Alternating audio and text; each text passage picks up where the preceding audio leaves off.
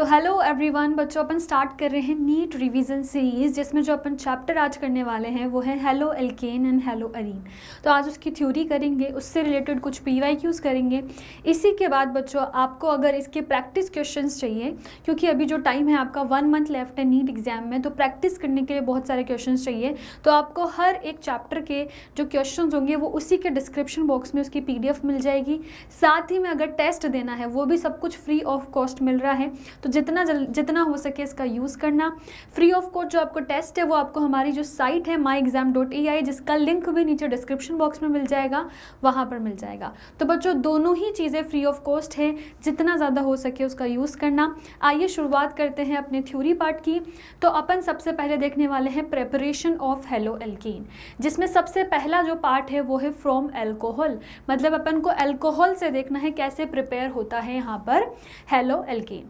तो सबसे पहले ROH की रिएक्शन दे रखी है HX के साथ, जिसमें RH और H2O बन रहा है। मतलब जो फर्स्ट रिएक्शन है वो ये है कि अगर अपन ने ROH के साथ में HX को ऐड करवाया तो जो मिलेगा वो है RX प्लस वाटर H2O मिलेगा। मगर यहाँ पर थोड़ा सा इसके मैकेनिज्म को देखते हैं, क्योंकि जो क्वेश्चन आते हैं ना वो तभी सोल्व हो पाएंगे जब आपको थोड़ी सी बेसिक इन्फॉर्मेशन हो इसके मैकेनिज्म की। तो यहाँ पर बच्चों ये प्लस होता है, ये माइनस होता है, ठीक है। तो सबसे पहला जो मैकेनिज्म का पार्ट है उसमें यही होता है, H प्लस में टूट जाता है, X माइनस में टूट जाता है। अब जो ये वाटर होता है इसके ऊपर बच्चों H प्लस को जब अपन डालते हैं तो यहाँ पर बन जाता है ROHH। अब ऑक्सीजन ओनली 2 बॉन्ड बनाता है, तो अगर तीसरा बॉन्ड बन रहा है तो पॉजिटिव आ जाता है, जिसकी वजह से यहाँ से वाटर लीव हो जाता है और फॉर्मेशन हो जाता है कार्बोकैटायन का, जिसके अंदर अगर आप Cl माइनस डालोगे तो आपको RCl या RX मिल जाएगा। तो ये इसका मैकेनिज्म होता है। थोड़ी सी बेसिक इन्फॉर्मेशन मैंने दे दी रिएक्शन किस तरीके से होती है, ठीक है। तो ये हो गई अपनी फर्स्ट रिएक्शन की बात। आइए बात करते हैं सेकंड रिएक्शन की। सेकंड रिएक्शन में क्या हो रहा है, यहाँ पर आप एक अल्कोहल के अंदर क्या कर रहे हो, PCl5 का ऐड कर रहे हो, जिससे PCl POCl3 और साथ ही में HCl मिल रहा है। तो आइए देखते हैं ये कैसी रिएक्शन है बच्चों। तो इसमें क्या कर रहे हो आप, सबसे पहले अल्कोहल है, अल्कोहल में PCl5 डालते हैं और इसी के साथ जो मिल रहा है वो है RCl प्लस POCl3 साथ ही में HCl। अब इस रिएक्शन को देखते हैं, इस रिएक्शन में क्या होता है। तो बच्चों इस रिएक्शन में के लिए आपको थोड़ी सी जो है इनऑर्गेनिक को एक बार रिवाइज करना पड़ेगा। इनऑर्गेनिक में अपन एक टॉपिक पढ़ते हैं जो होता है सॉलिड स्टेट हाइब्रिडाइजेशन, जिसमें जब आप PCl5 को तोड़ते हो तो वो PCl4 प्लस और PCl6 माइनस में टूटता है। तो यहाँ पर जो आपका ROH है, ठीक है, आपको पता है अल्कोहल के पास क्या होते हैं, लोन पेयर। और जब भी बच्चों फॉस्फोरस की बात होती है ना, PCl4 प्लस की मैं बात कर रही हूँ, अगर फॉस्फोरस के साथ में कभी भी अल्कोहल की रिएक्शन करी जाए तो फॉस्फोरस की एफिनिटी होती है टुवर्ड्स ऑक्सीजन, बहुत हाई एफिनिटी होती है, वो डबल बॉन्ड बनाना चाहता है। इस पूरी रिएक्शन का ड्राइविंग फोर्स सिर्फ एकमात्र चीज़ है, वो है ये जो जो PO बॉन्ड बनेगा वो। तो इसकी एफिनिटी की वजह से ही पूरी रिएक्शन होती है। यहाँ पर ये ROH और ये फॉस्फोरस आके जुड़ जाएगा, भले ही ऑक्सीजन पे क्या आ जाएगा इसकी वजह से पॉजिटिव, पर फॉस्फोरस नहीं मानता है, उसको भाई एफिनिटी है तो वो क्या करता है, बॉन्ड बना लेता है। अब यहाँ पर क्या होता है बच्चों, इसी के साथ में यहाँ से HCl निकल जाता है और यहाँ से ये जो POCl3 है वो भी निकल जाता है, जिसकी वजह से R पॉजिटिव बनता है जो RCl बना लेता है। साथ ही में क्या बनता है, आपका HCl गैस निकलती है और POCl3 आपको एक कंपाउंड मिल जाता है। तो ये रहा इसके छोटा सा मैकेनिज्म का आइडिया कि क्या यहाँ पर होता है, ठीक है। आपसे बहुत बार क्वेश्चन में पूछ सकता है कि यहाँ पर जो रिएजेंट है वो क्या है, मतलब जो अटैकिंग रिएजेंट है वो क्या है। तो याद रखना है PCl5 नहीं है, PCl4 प्लस है, ठीक है। इसी सब छोटी छोटी चीज़ों के लिए क्या होता है, मैकेनिज्म को याद रखना ज़रूरी है। आइए अपनी थर्ड रिएक्शन पे चलते हैं, जो कि बहुत ही इंपॉर्टेंट रिएक्शन है और ये इसका एक नेम होता है। इस रिएक्शन को बोला जाता है डार्जन रिएक्शन। क्या बोलते हैं बच्चों इस रिएक्शन को, डार्जन रिएक्शन। इस रिएक्शन में क्या होता है, अल्कोहल के साथ में अपन क्या करते हैं, SOCl2 को डालते हैं, जिसकी वजह से आपको यहाँ पर मिलता है RCl plus SO2 plus HCl। बहुत बार आपको क्वेश्चन देखने को मिलेगा, which is the most appropriate method to prepare alkyl halide from alcohol, और उसमें बच्चों एकमात्र आंसर होगा आपका Darzens process, most appropriate. Reason क्या है, जो यहाँ पर बाई प्रोडक्ट आपको मिल रहे हैं ना, वो दोनों के दोनों गैसेज हैं, मतलब जो प्रोडक्ट मिलेगा वो बिल्कुल आपको प्योर स्टेट में मिलेगा।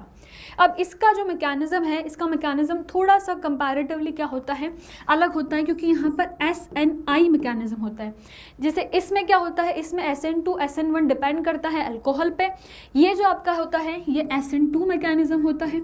अगर दिक्कत हो रही है मैम SN2 SN1 याद नहीं आ रहा, अभी पढ़ाने वाली हूँ, दिक्कत की कोई बात नहीं है। आइए देखते हैं SNI मैकेनिज़्म में क्या होता है। इसमें क्या होता है बच्चों, एक 4 मेंबर्ड क्या बनता है, ट्रांजिशन स्टेट फॉर्म होती है। तो आइए देखते हैं इसके बारे में थोड़ा सा। जैसे ही आप इन दोनों की रिएक्शन करवाते हो तो उससे मिलता है आपको, यहाँ पर क्या होगा, ये भी सल्फर से रिएक्शन कर लेगा, लोन पेयर होता है ऑक्सीजन के पास में, तो यहाँ पर वही ऑक्सीजन के बन जाएंगे कितने बॉन्ड, ऑक्सीजन के बन जाएंगे यहाँ पर 4 बॉन्ड, पॉजिटिव चार्ज आ जाएगा, जिसकी वजह से क्या होगा बच्चों, HCl यहाँ से निकल जाएगा। ये जो H है और जो Cl है वो क्या हो जाएगा, रिमूव हो जाएगा, और यहाँ पर फॉर्म हो जाएगी एक ट्रांजिशन स्टेट, जिसमें आप देखना यहाँ पर S डबल बॉन्ड O होता है, ये Cl होता है। अब इम्पॉर्टेंट चीज़ देखना, कहाँ कहाँ पर बॉन्ड ब्रेक हो रहा है और कहाँ कहाँ पर बॉन्ड बन रहा है। ये वाला जो बॉन्ड है ये हो रहा होगा फॉर्म, जो RO वाला बॉन्ड है ये ब्रेक हो रहा होगा, और जो RCl वाला बॉन्ड है वो क्या हो रहा होगा, फॉर्म हो रहा होगा, जो HCl वाला बॉन्ड है वो ब्रेक हो रहा होगा। और ये 4 मेंबर्ड की आपको ट्रांजिशन स्टेट मिलती है, जिसके टूटने के बाद आपको मिल जाता है RCl SO2 HCl। इस तरीके से यह रिएक्शन होती है। रिएक्शन का नाम है डार्जन प्रोसेस। अब इसमें एक बहुत इंपॉर्टेंट पॉइंट है कि बहुत बार क्या होगा ना, आपको SOCl2 के साथ में एक वीक बेस भी दे देगा।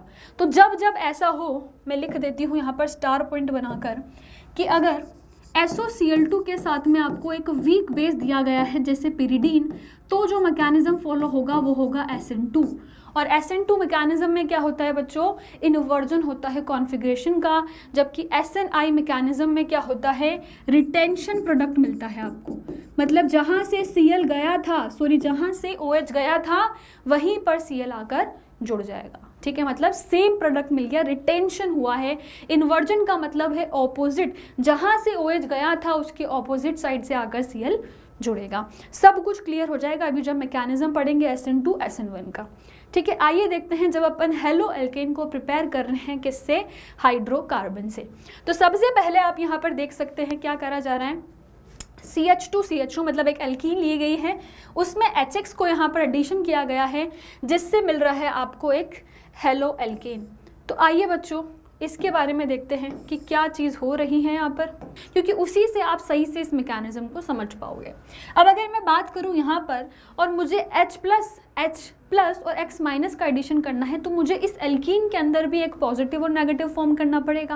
अब अगर मैं बात करूँ यहाँ पर, अगर मैं पार्शियल पॉजिटिव लेती हूँ तो वो इस इंडक्टिव इफेक्ट की वजह से, इस CH3 ग्रुप के इंडक्टिव इफेक्ट की वजह से ज़्यादा स्टेबल होगा बजाय कि इस कार्बन में। तो हमेशा जब भी आपको एल्कीन मिलेगी, अगर सिमेट्रिकल है तो कोई दिक्कत ही नहीं है, कहीं पर भी बना दो, मगर अगर अनसिमेट्रिकल है तो याद रखना है कहाँ पर पॉजिटिव स्टेबलाइज होगा।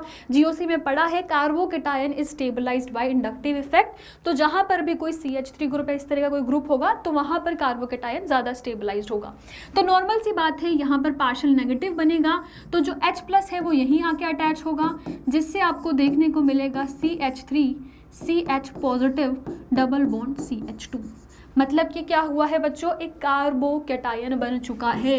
अब ये तो ऐसा केस है जहाँ पर आपको रीअरेंजमेंट कुछ पॉसिबल नहीं है, मगर अगर आपने क्या करा है, ऐसा कोई कार्बोकेटायन बनाया जहाँ पर रीअरेंज हो सकता है, वो एक बेटर पोजीशन पे, टर्शरी पोजीशन है या सेकेंडरी पोजीशन है, तो वो हमेशा रीअरेंज होना चाहेगा। अब यहाँ पर क्या होगा, डायरेक्टली एक X- का अटैक हो जाएगा, नेगेटिव पॉजिटिव पे अटैक करेगा, जिससे आपको मिल जाएगा CH3 CHX और CH3, ठीक है। तो यहाँ पर आपको क्या मिल गया, एक हेलोजन, मतलब एक अल्काइल हैलाइड मिल गया अनसिमेट्रिकल वाले केस में, और सिमेट्रिकल वाले केस में क्या होगा, सिंपल सा किसी भी जगह पे हेलोजन अटैच हो जाएगा। अब ये जो पूरा प्रोसेस हुआ है इसको बोलते हैं मार्कोनिक ऑफ रूल। क्या बोला जाता है बच्चों, इसका नाम होता है प्रोसेस का मार्कोनिक ऑफ रूल। और इससे बहुत बार क्वेश्चन पूछा जाता है। ये रूल क्या होता है, आइए देख लेते हैं। ये रूल होता है when negative part of the reagent is attached to the carbon having less number of hydrogen. मतलब अगर अपन यहाँ पर देखें तो जिस कार्बन के पास लेस नंबर ऑफ हाइड्रोजन था उसी पे जो हैलोजन है वो जाकर अटैच हुआ है। नेगेटिव पार्ट कहाँ पर अटैच हुआ है, the carbon having less number of hydrogen. तो ये चीज़ याद रखनी है, इसके लिए मार्कोनिकॉफ के रूल। अब एक और रूल होता है जिसे बोलते हैं एंटी मार्कोनिकॉफ रूल, और वो कहाँ लगता है उसके बारे में भी बात कर लेते हैं। एंटी मार्कोनिकॉफ रूल ये लगता है एक केस में जिसको बोलते हैं पर ऑक्साइड इफेक्ट, या फिर इसका एक और नाम होता है, इसको एक और नाम से जाना जाता है बच्चों, जिसे बोलते हैं खराश इफेक्ट। क्या बोलते हैं, खराश इफेक्ट। आइए इसका भी एक क्वेश्चन देख ले, और इसमें अपन सेम एग्जाम्पल के थ्रू करते हैं। यही एग्जाम्पल है CH3 CH double bond CH2। आपने इसमें HBr ऐड करवाया है मगर साथ में दे दिया एक पर ऑक्साइड। क्या दे दिया बच्चों, एक पर ऑक्साइड दे दिया। अब यहाँ पर क्या होगा, इस पर ऑक्साइड की वजह से यहाँ पर क्या होगा, एंटी मार्कोनिकॉफ रूल लगेगा, जो कि है negative part of the reagent will be attach to the carbon having more number of hydrogen. Markovnikov rule में कौन से कार्बन पे लगेगा, जहाँ पर लेस नंबर ऑफ हाइड्रोजन है, और एंटी मार्कोनिकॉफ रूल में उस कार्बन पे लगेगा जहाँ पर मोर नंबर ऑफ हाइड्रोजन है इन एल्कीन। यही एल्कीन है, एल्कीन में ज़्यादा नंबर ऑफ हाइड्रोजन इस वाले कार्बन के पास है। तो आंसर में क्या होगा, जो ब्रोमीन अटैच होना था वो कहाँ हो जाएगा बच्चों, इस वाले कार्बन पे, जो कि क्या है, लास्ट वाला कार्बन है, टर्मिनल वाला कार्बन है having more number of hydrogen. तो यही होता है आपका एंटी मार्कोनिक ऑफ रूल। अब एक और इम्पॉर्टेंट पॉइंट बताती हूँ, ये जो इफेक्ट है ये हमेशा सिर्फ HBr के केस में ही लगेगा। अगर आप HCl HI लगाओगे तो ये केस में नहीं लगेगा पेरोक्साइड इफेक्ट। ऐसा क्यों होता है, क्योंकि जो HBr होता है ये क्या होता है, फ्री रेडिकल मैकेनिज्म के थ्रू होता है। तो इसमें जो HBr होता है उसी के केस में जो दोनों रिएक्शंस होती हैं वो क्या होती है, एक्सोथर्मिक होती है। बाकी सब में जो प्रोपोगेशन स्टेप होता है फ्री रेडिकल मैकेनिज्म का वो क्या हो जाता है, एंडोथर्मिक हो जाता है, जिसकी वजह से ये सिर्फ HBr में ही एग्जिस्ट करता है। HBr इफेक्ट भी बोला जाता है, पेरोक्साइड इफेक्ट भी बोला जाता है, और खराश इफेक्ट भी बोला जाता है। ठीक है, आइए बात करते हैं अब जो अपनी सेकंड रिएक्शन थी किसके अंदर भाई, हेलो एल्केन को प्रिपेयर करने के लिए, जो कि थी अगर अपन एल्कीन के अंदर क्या है, किसी भी एल्कीन के अंदर क्या कर रहे हैं, अगर अपन साथ में डाल रहे हैं Br2 और CCl4 तब क्या होगा। ये भी बहुत सिंपल मैकेनिज्म के थ्रू होगा। देखते हैं मैकेनिज्म में क्या होता है। सबसे पहले क्या होता है, ये जो Br होती है ना, ये एक ट्रांजिशन स्टेट बनाता है जिसे बोलते हैं हेलोनियम आयन। ठीक है, तो कोई भी हैलोजन हो सकता है। फॉर एग्जांपल अगर मैं यहाँ बात करूँ, अगर Br है तो मैं इसको बोल दूंगी ब्रोमोनियम आयन। क्या बोल दूंगी, ब्रोमोनियम आयन। और जिसकी वजह से अब जो नेक्स्ट Br, क्योंकि 2 Br है तो जो नेक्स्ट Br का अटैक होगा वो कहाँ से होगा, ऑपोजिट डायरेक्शन से ही होगा, क्योंकि नीचे तो ट्रांजिशन स्टेट बन रही है, मतलब एक क्या ही 3 मेंबर्ड रिंग बन रही है। अब इसकी वजह से यहाँ पर क्या होगा, जो एडिशन होता है Br का वो कैसा होता है, एंटी एडिशन। ये किस तरीका एडिशन है बच्चों, इसको बोला जाता है एंटी एडिशन। दोनों Br क्या है, ऑपोजिट साइड से ऐड हुए हैं। ठीक है, तो इसे बोलते हैं एंटी एडिशन। आइए बात करते हैं अपना नेक्स्ट मेथड की, प्रेपरेशन ऑफ हेलो एल्केन में। ये है बच्चों अपना नेक्स्ट मेथड, जो कि है हेलोजन एक्सचेंज रिएक्शन। बहुत 2 इंपॉर्टेंट रिएक्शन है, नेम रिएक्शन है। इसको बोला जाता है फिंकलस्टाइन रिएक्शन और सेकंड है स्वार्ट्ज रिएक्शन। अब आइए देखते हैं फिंकलस्टाइन रिएक्शन में क्या होता है। आपने एक एल्काइल हैलाइड लिया, ठीक है, साथ ही में आपने NaI और एसीटोन लिया। ठीक है, अब यहाँ पर क्या होगा, Ri बनेगा और NaX बन जाएगा। ठीक है, अब इस चीज़ में इंपॉर्टेंट चीज़ ये है कि जो NaI होता है ना बच्चों, इसका नेचर क्या होता है, कोवेलेंट नेचर होता है, और जो ये NaX बनता है ये Cl और Br होते हैं। ठीक है, तो यहाँ पर क्या बनता है, ये आयनिक बन जाता है, इसका प्रेसिपिटेट बनता है और यही ड्राइविंग फोर्स होता है पूरी रिएक्शन का। बहुत बार क्वेश्चन पूछा जाएगा ड्राइविंग फोर्स ऑफ फिंकलस्टाइन रिएक्शन, वो है NaCl का फॉर्मेशन। ठीक है, तो ये कौन सी रिएक्शन है? फिंकलस्टाइन रिएक्शन, जिसमें फॉर्मेशन होता है किसका? आयोडाइड का। एल्काइल आयोडाइड के फॉर्मेशन के लिए रिएक्शन होती है फिंकलस्टाइन, और एल्काइल फ्लोराइड के सिंथेसिस के लिए रिएक्शन होती है स्वार्ट्ज रिएक्शन। इसमें क्या करते हैं, इसमें आप एक अल्काइल हैलाइड लेते हो और साथ ही में आप क्या लेते हो? Inorganic fluoride. ये सारे क्या है? इनऑर्गेनिक फ्लोराइड है, और इसकी रिएक्शन करवाते हैं जिससे आपको AgCl का प्रेसिपिटेट मिलता है और साथ ही में क्या मिल जाता है? Alkyl fluoride. तो ये दो नेम रिएक्शन होती हैं, बहुत ही इंपॉर्टेंट है, इनसे बहुत सारे क्वेश्चन बनते हैं। और इसी के साथ में एक बहुत इंपॉर्टेंट नोट पॉइंट आपको लिखाना चाहती हूँ, क्योंकि अपन ने जितने भी प्रेपरेशन मेथड हैं हेलो एल्केन के उन्हें कंप्लीट कर लिया है। तो एक इम्पॉर्टेंट चीज़ है जो मैं बता दूं आपको, अपन ने एक रिएक्शन पढ़ी थी HX के साथ में। अगर मैं HX के साथ में HCl और ZnCl2 ऐड कर दूं तो ये बना देते हैं एक बहुत ही इंपॉर्टेंट रिएजेंट जिसे बोला जाता है ल्यूकस रिएजेंट, और इससे बहुत सारे क्वेश्चन आते हैं। तो आइए एक बार इसके बारे में देख ले, क्या बोलते हैं इसे? Lucas reagent, and it is used to distinguish between primary, secondary and tertiary alcohol. मतलब अल्कोहल को डिस्टिंग्विश करने के लिए जो रिएजेंट यूज होता है वो है ल्यूकस रिएजेंट। इसमें क्या होता है, कैसे डिस्टिंग्विश करते हैं? By the formation of turbidity. इसमें एक टर्बिडिटी फॉर्म होती है। जब आप अल्कोहल की रिएक्शन करवाते हो HCl प्लस ZnCl2 से, तो RCl तो बन जाता है पर यहाँ पर एक टर्बिडिटी बन जाती है। अब उस टर्बिडिटी के टाइम के अकॉर्डिंग आप डिस्टिंग्विश कर पाते हो कि क्या प्राइमरी अल्कोहल है, सेकेंडरी है या टर्शरी अल्कोहल है। इसीलिए इसकी बहुत ज़्यादा इंपॉर्टेंस होती है प्रैक्टिकल ऑर्गेनिक केमिस्ट्री में। तो आइए कैसे डिस्टिंग्विश करते हैं ये पता कर लेते हैं। अगर टर्शरी अल्कोहल है तो जो आपको टर्बिडिटी मिलेगी वो इमीडिएट मिलेगी। इमीडिएटली मतलब डालते ही आपको टर्बिडिटी देखने को मिल जाएगी। तो आप समझ जाओगे कैसा अल्कोहल है? Tertiary alcohol. अगर अपन ने यूज़ करा है सेकेंडरी अल्कोहल तो आपको टर्बिडिटी मिलेगी 5 to 7 मिनट में, और अगर अपन ने यूज़ करा है एक प्राइमरी अल्कोहल तो आपको टर्बिडिटी कब मिलेगी बच्चों? टर्बिडिटी ही नहीं मिलती है, अगर आप हीट करते हो तब ही आपको टर्बिडिटी मिलती है। तो इन डिफरेंस के हिसाब से ही इनको क्या करा जाता है? यूज़ करा जाता है टू डिस्टिंग्विश।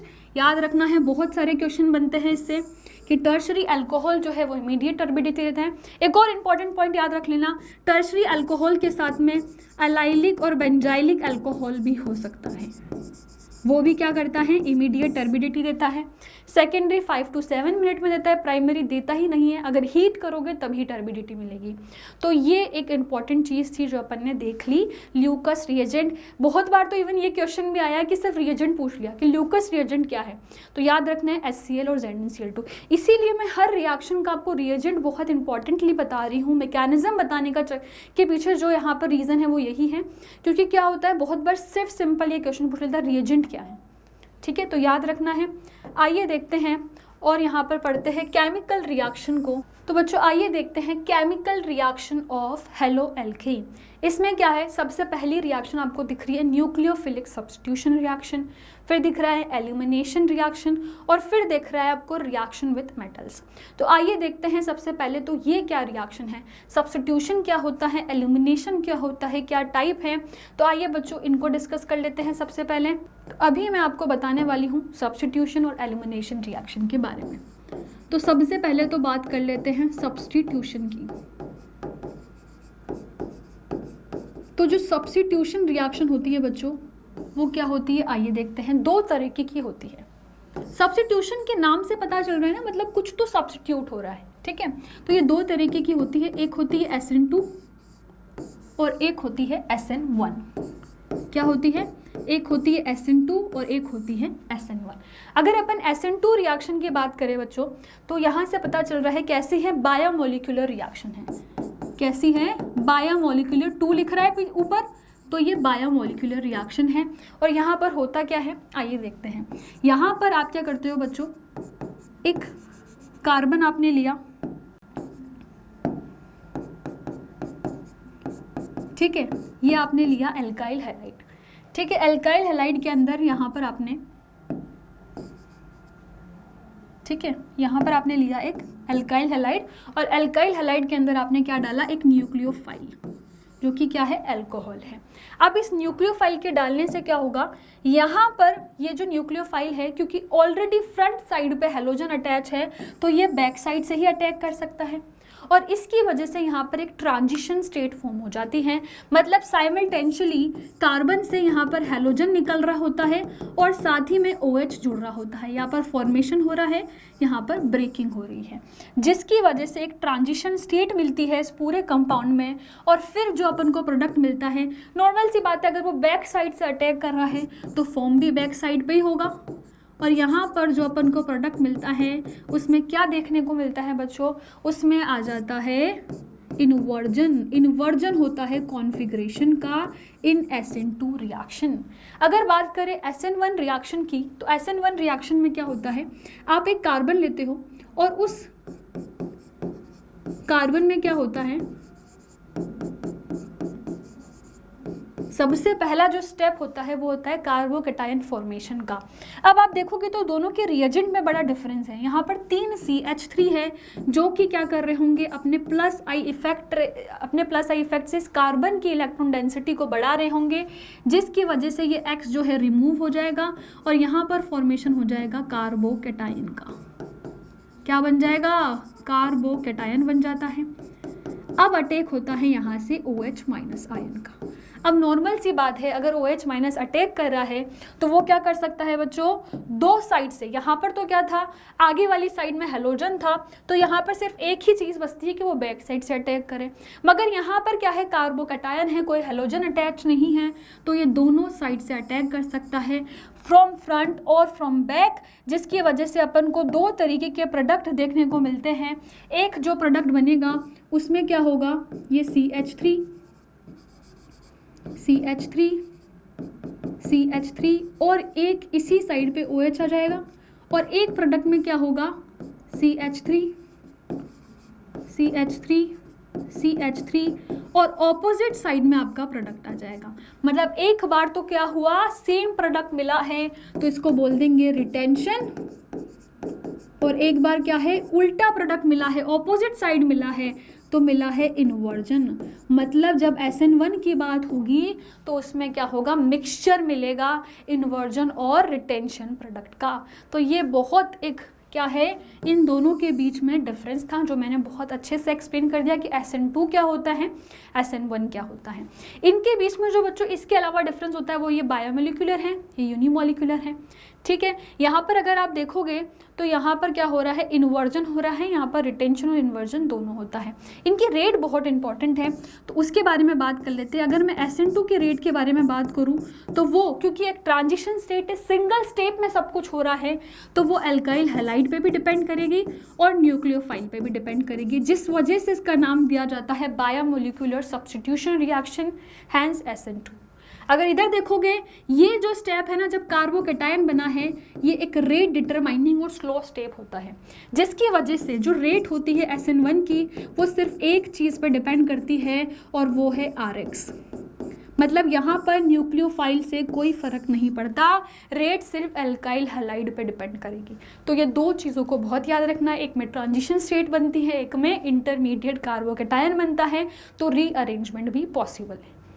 ठीक है,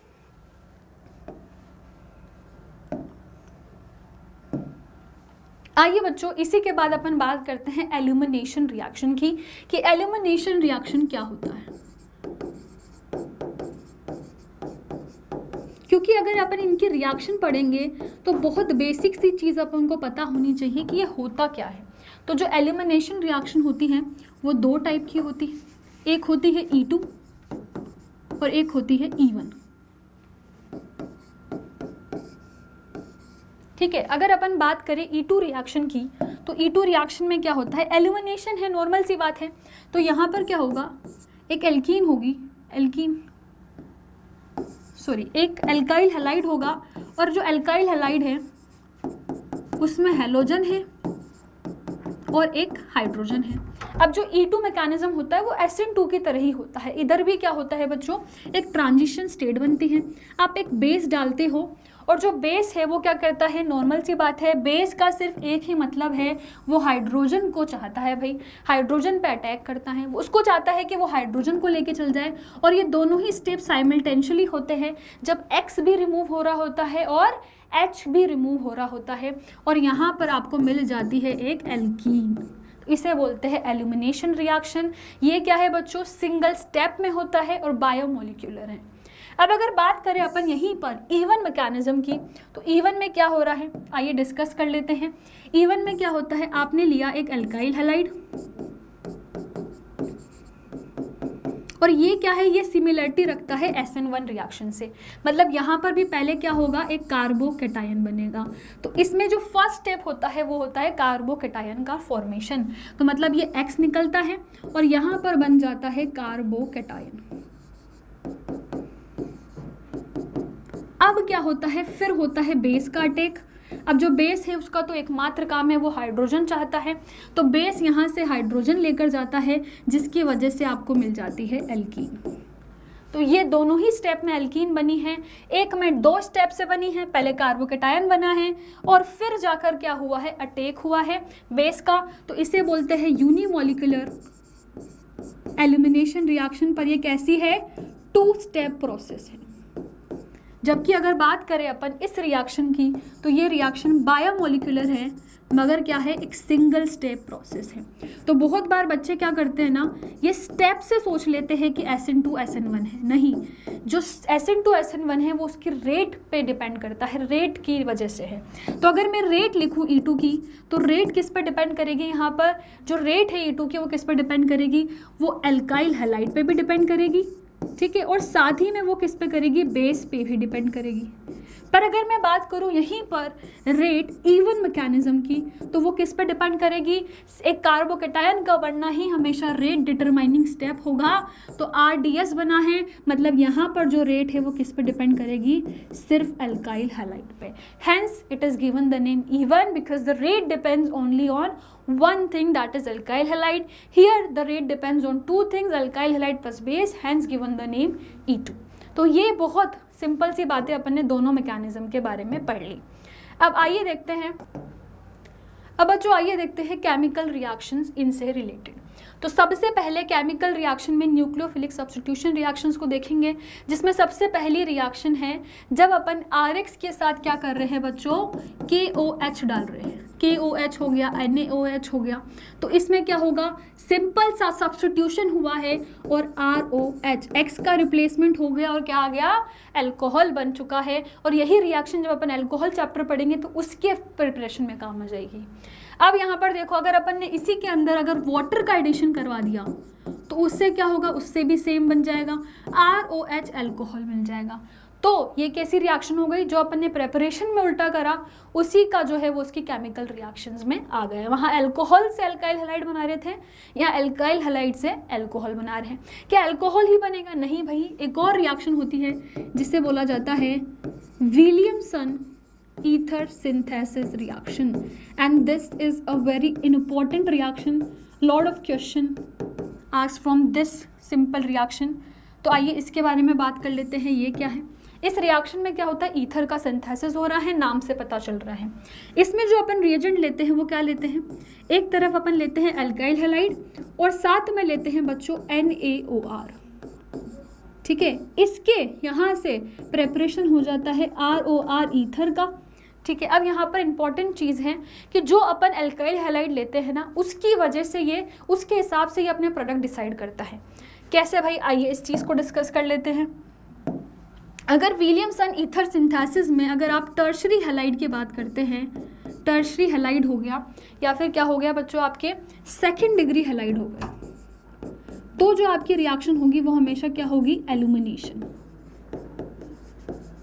और मोस्टली अगर अपन बात करें तो टर्शरी के केस में ही होता है, सेकेंडरी के केस में आप एल्यूमिनेशन और साथ ही में सब्स्टिट्यूशन दोनों रिएक्शंस देख सकते हैं, ठीक है। तो अपन ने क्या देख लिया भाई कि अगर टर्शरी हैलाइड लेने हैं तो एल्यूमिनेशन प्रोडक्ट मिलेगा, अगर सेकेंडरी हैलाइड लेंगे तो दोनों प्रोडक्ट मिल सकता है, एल्यूमिनेशन भी हो सकता है और साथ ही में सब्स्टिट्यूशन भी हो सकता है।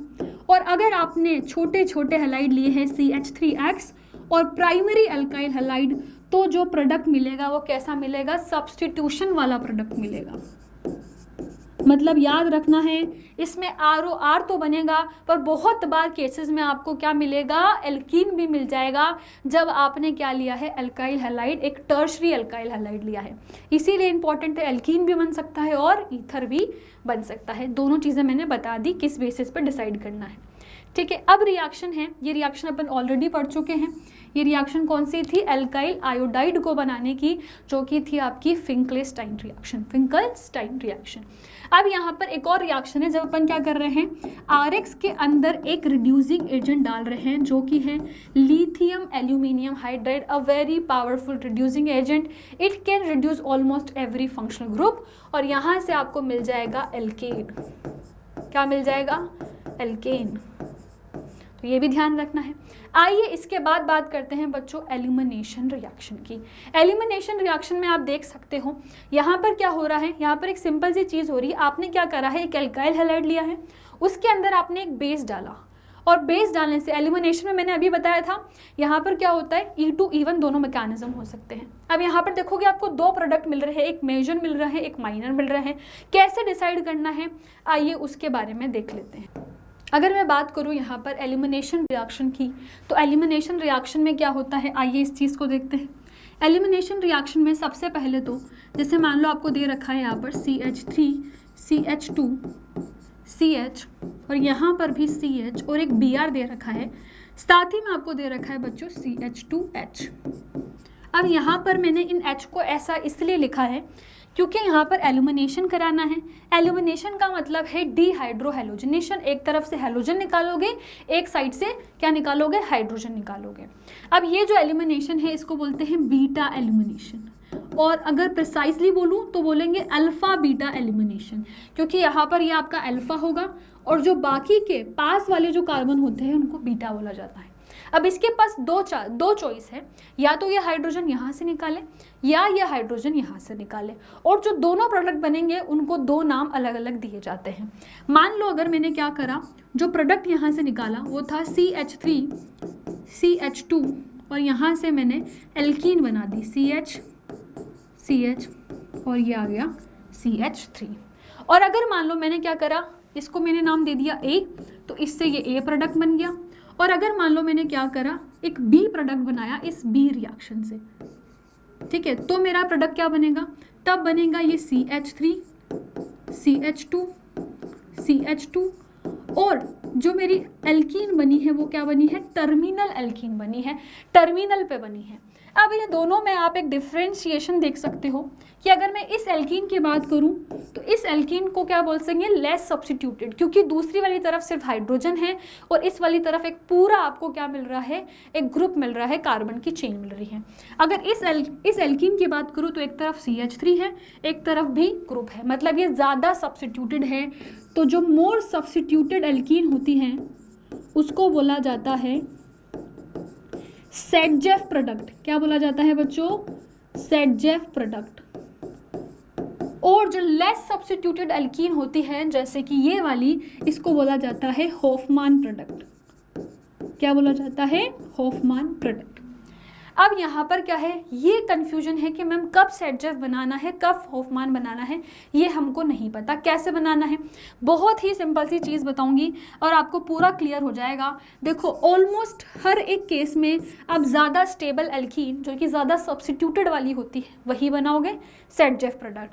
होफमान बहुत ही कम केसेस में बनता है, तो आइए उसको देख लेते हैं। और बाकी के लिए याद रखेंगे हमेशा सेडजेफ बनेगा, सिर्फ इन दो केसेस में आपको होफमान देखने को मिलेगा। वो केसेस क्या हैं, सबसे पहले अगर जो आपको बेस दिया गया है वो कैसा है, बल्कियर बेस है। कैसा बेस है, बल्कियर बेस है। जैसे कि आपको दिया गया है, मान लो यहाँ पर जो टर्शरी ब्यूटा ऑक्साइड होता है वैसा कुछ दे दिया, ठीक है, तो वो सब क्या होते हैं, CMe3O- वाला, ठीक है, या फिर CET3O- वाला, इस तरीके के बेस मिल जाए तो वो बल्कियर बेस होते हैं। और दूसरा केस होता है जब एक स्ट्रॉन्ग -I ग्रुप हो, स्ट्रॉन्ग माइनस आई ग्रुप GOC सबने पढ़ा है, कौन से होते हैं भाई, एक तो फ्लोरीन हो गया, साथ ही में आपको एक मिलता है SR3+ और एक मिलता है आपको NR3+। इन दोनों ही केस में क्या होता है बच्चों, आपको बहुत ज़्यादा क्या मिलते हैं, हॉफमान प्रोडक्ट, मतलब लेस सब्स्टिट्यूटेड एल्कीन मेजर मिलेगी और बाकी सारे केस में सेटजेफ एल्कीन ही मेजर मिलेगी। तो ये दो चीज़ें याद रखनी है जब जब एलिमिनेशन की बात होगी, इससे आगे कोई क्वेश्चन नहीं आएगा इसके बारे में। अब बात कर लेते हैं, यहाँ पर बहुत सिंपल सी चीज़ लिख रखी है, रिएक्शन विथ मेटल्स की। तो इसमें आप मोस्टली ग्रिग्नार्ड रिएजेंट की बात करते हो।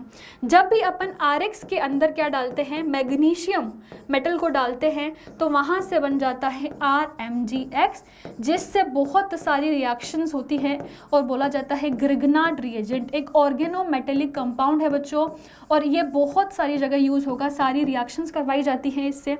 अगर आप ग्रिग्नार्ड रिएजेंट के अंदर वाटर डाल दोगे तो वहाँ पर क्या हो जाएगा, एल्केन बन जाएगा। तो ये रिएक्शन इसी की होती है।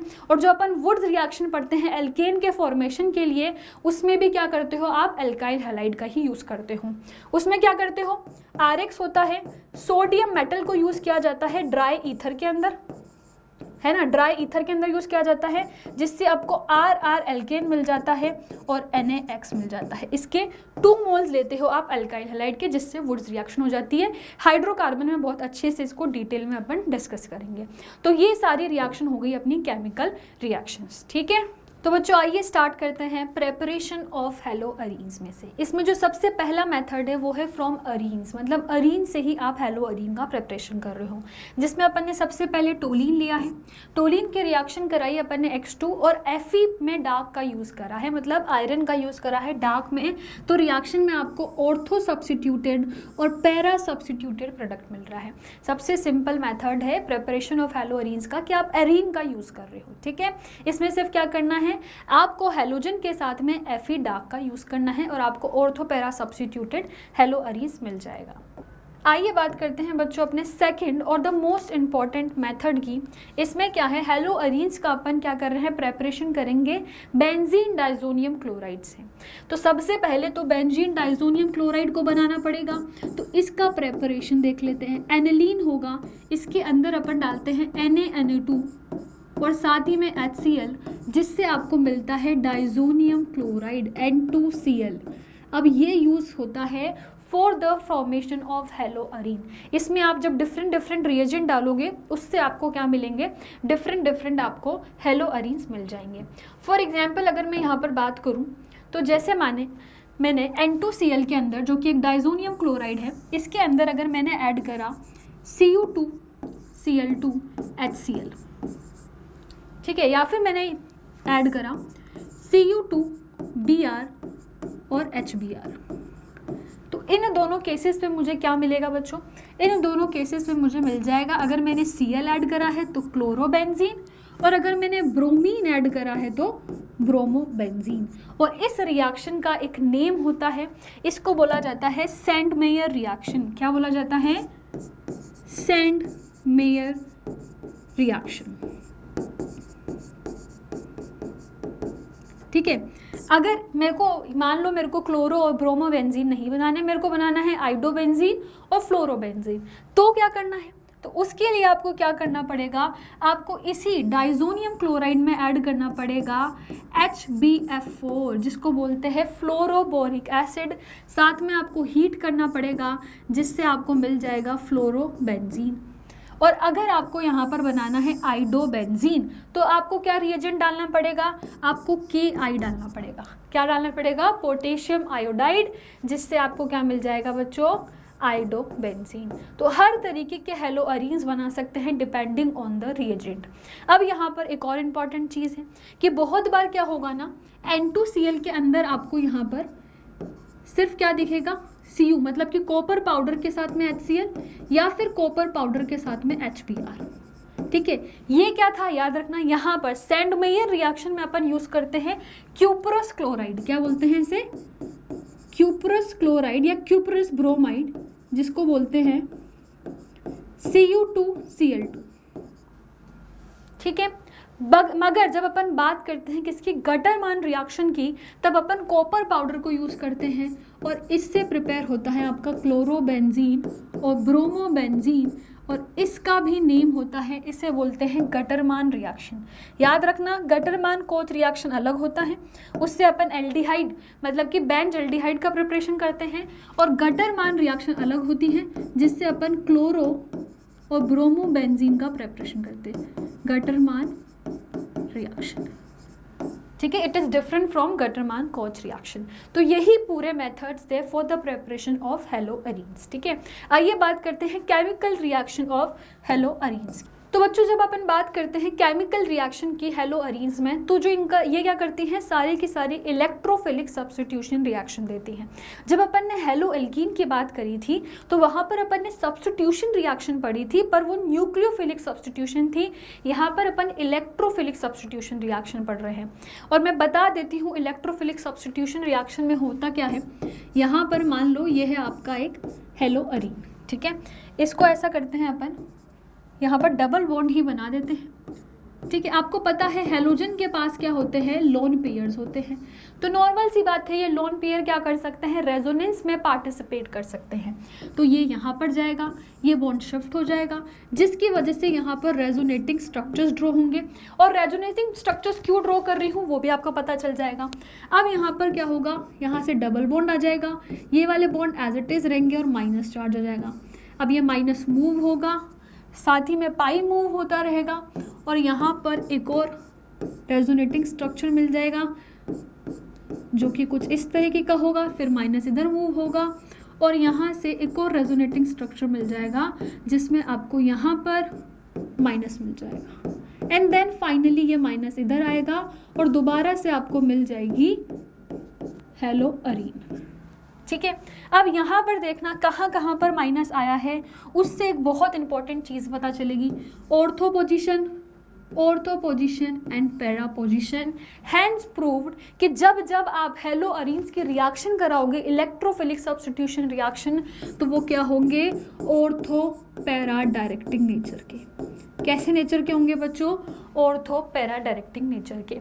जब अपन हाइड्रोकार्बन चैप्टर पढ़ते हैं उसमें बेंजीन पढ़ते हैं, तो अपन पढ़ते हैं कि जो ग्रुप्स होते हैं वो दो तरीके के होते हैं, एक होते हैं एक्टिवेटिंग ग्रुप्स, एक होते हैं डीएक्टिवेटिंग ग्रुप्स। तो जितने भी आपके इलेक्ट्रॉन विड्रॉइंग ग्रुप्स होते हैं वो क्या होते हैं बच्चों, डीएक्टिवेटिंग नेचर के होते हैं। मतलब कि वो कहाँ पर, कौन सी पोजीशन पे लगना चाहेंगे, बेंजीन की मेटा पोजीशन पे। और अगर अपन बात करें इलेक्ट्रॉन डोनेटिंग ग्रुप की, जो कि इलेक्ट्रॉन डेंसिटी को बढ़ा रहे हैं बेंजीन रिंग पे, वो एक्टिवेटिंग नेचर के होते हैं और वो हमेशा प्रेफर करते हैं ऑर्थो एंड पैरा पोजीशन। मगर यहाँ पर एक एक्सेप्शन था, ये जो हेलोजेंस होते हैं they are electron withdrawing in nature, but still they are what, they are ortho para directing because of the resonance effect. यहाँ पर क्या होता है, जो इनका प्लस एम इफेक्ट होता है वो ज़्यादा डोमिनेट कर जाता है, जिसकी वजह से इन्हें ऑर्थो पैरा डायरेक्टिंग माना जाता है।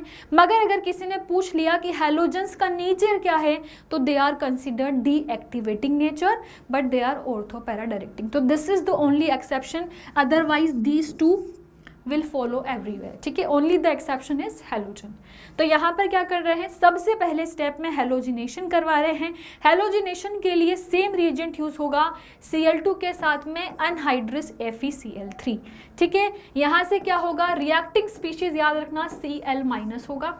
ठीक है, जो कि क्या करेगा, यहाँ पर Cl- यहाँ पर इस पे अटैक कर देगा और यहाँ से दो तरीके के प्रोडक्ट मिलेंगे, एक ऑर्थो सब्स्टिट्यूटेड, एक पैरा सब्स्टिट्यूटेड। अब para will be major and the reason is steric hindrance. यहाँ पर लेस स्टीरिक हिंड्रेंस होगा क्योंकि पैरा पोजीशन पे क्लोरीन है, तो यहाँ पर क्या है, स्टीरिक हिंड्रेंस कम है, इसके वजह से पैरा मेजर है। सेम नाइट्रेशन में होगा, the species used The reagent uses HNO3 with H2SO4 और जो रिएक्टिंग स्पीशीज है यहाँ पर वो है NO2।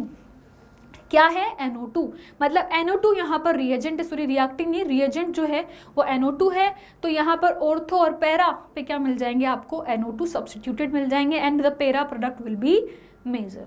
आइए बात करते हैं इसी में और रिएक्शंस की। जैसे कि अगर अपन क्लोरीनेशन कर लिया, अपन ने नाइट्रेशन कर दिया, इसके बाद आता है सल्फोनेशन। अब इसमें बहुत ही इंपॉर्टेंट एक चीज़ है जो बताऊंगी मैं, इसमें भी सेम हुआ है।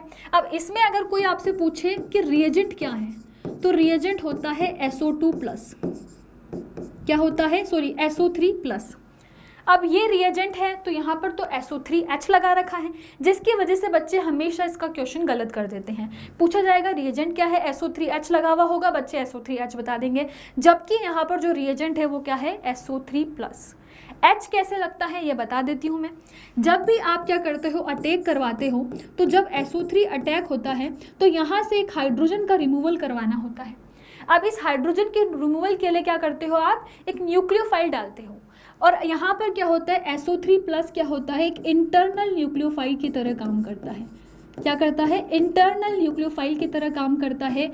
इसी H को ले लेता है, जिसकी वजह से यहाँ पर जो अपन को रिएजेंट या फिर यहाँ पर जो अपन को प्रोडक्ट देखने को मिलता है वो क्या होता है, SO3H।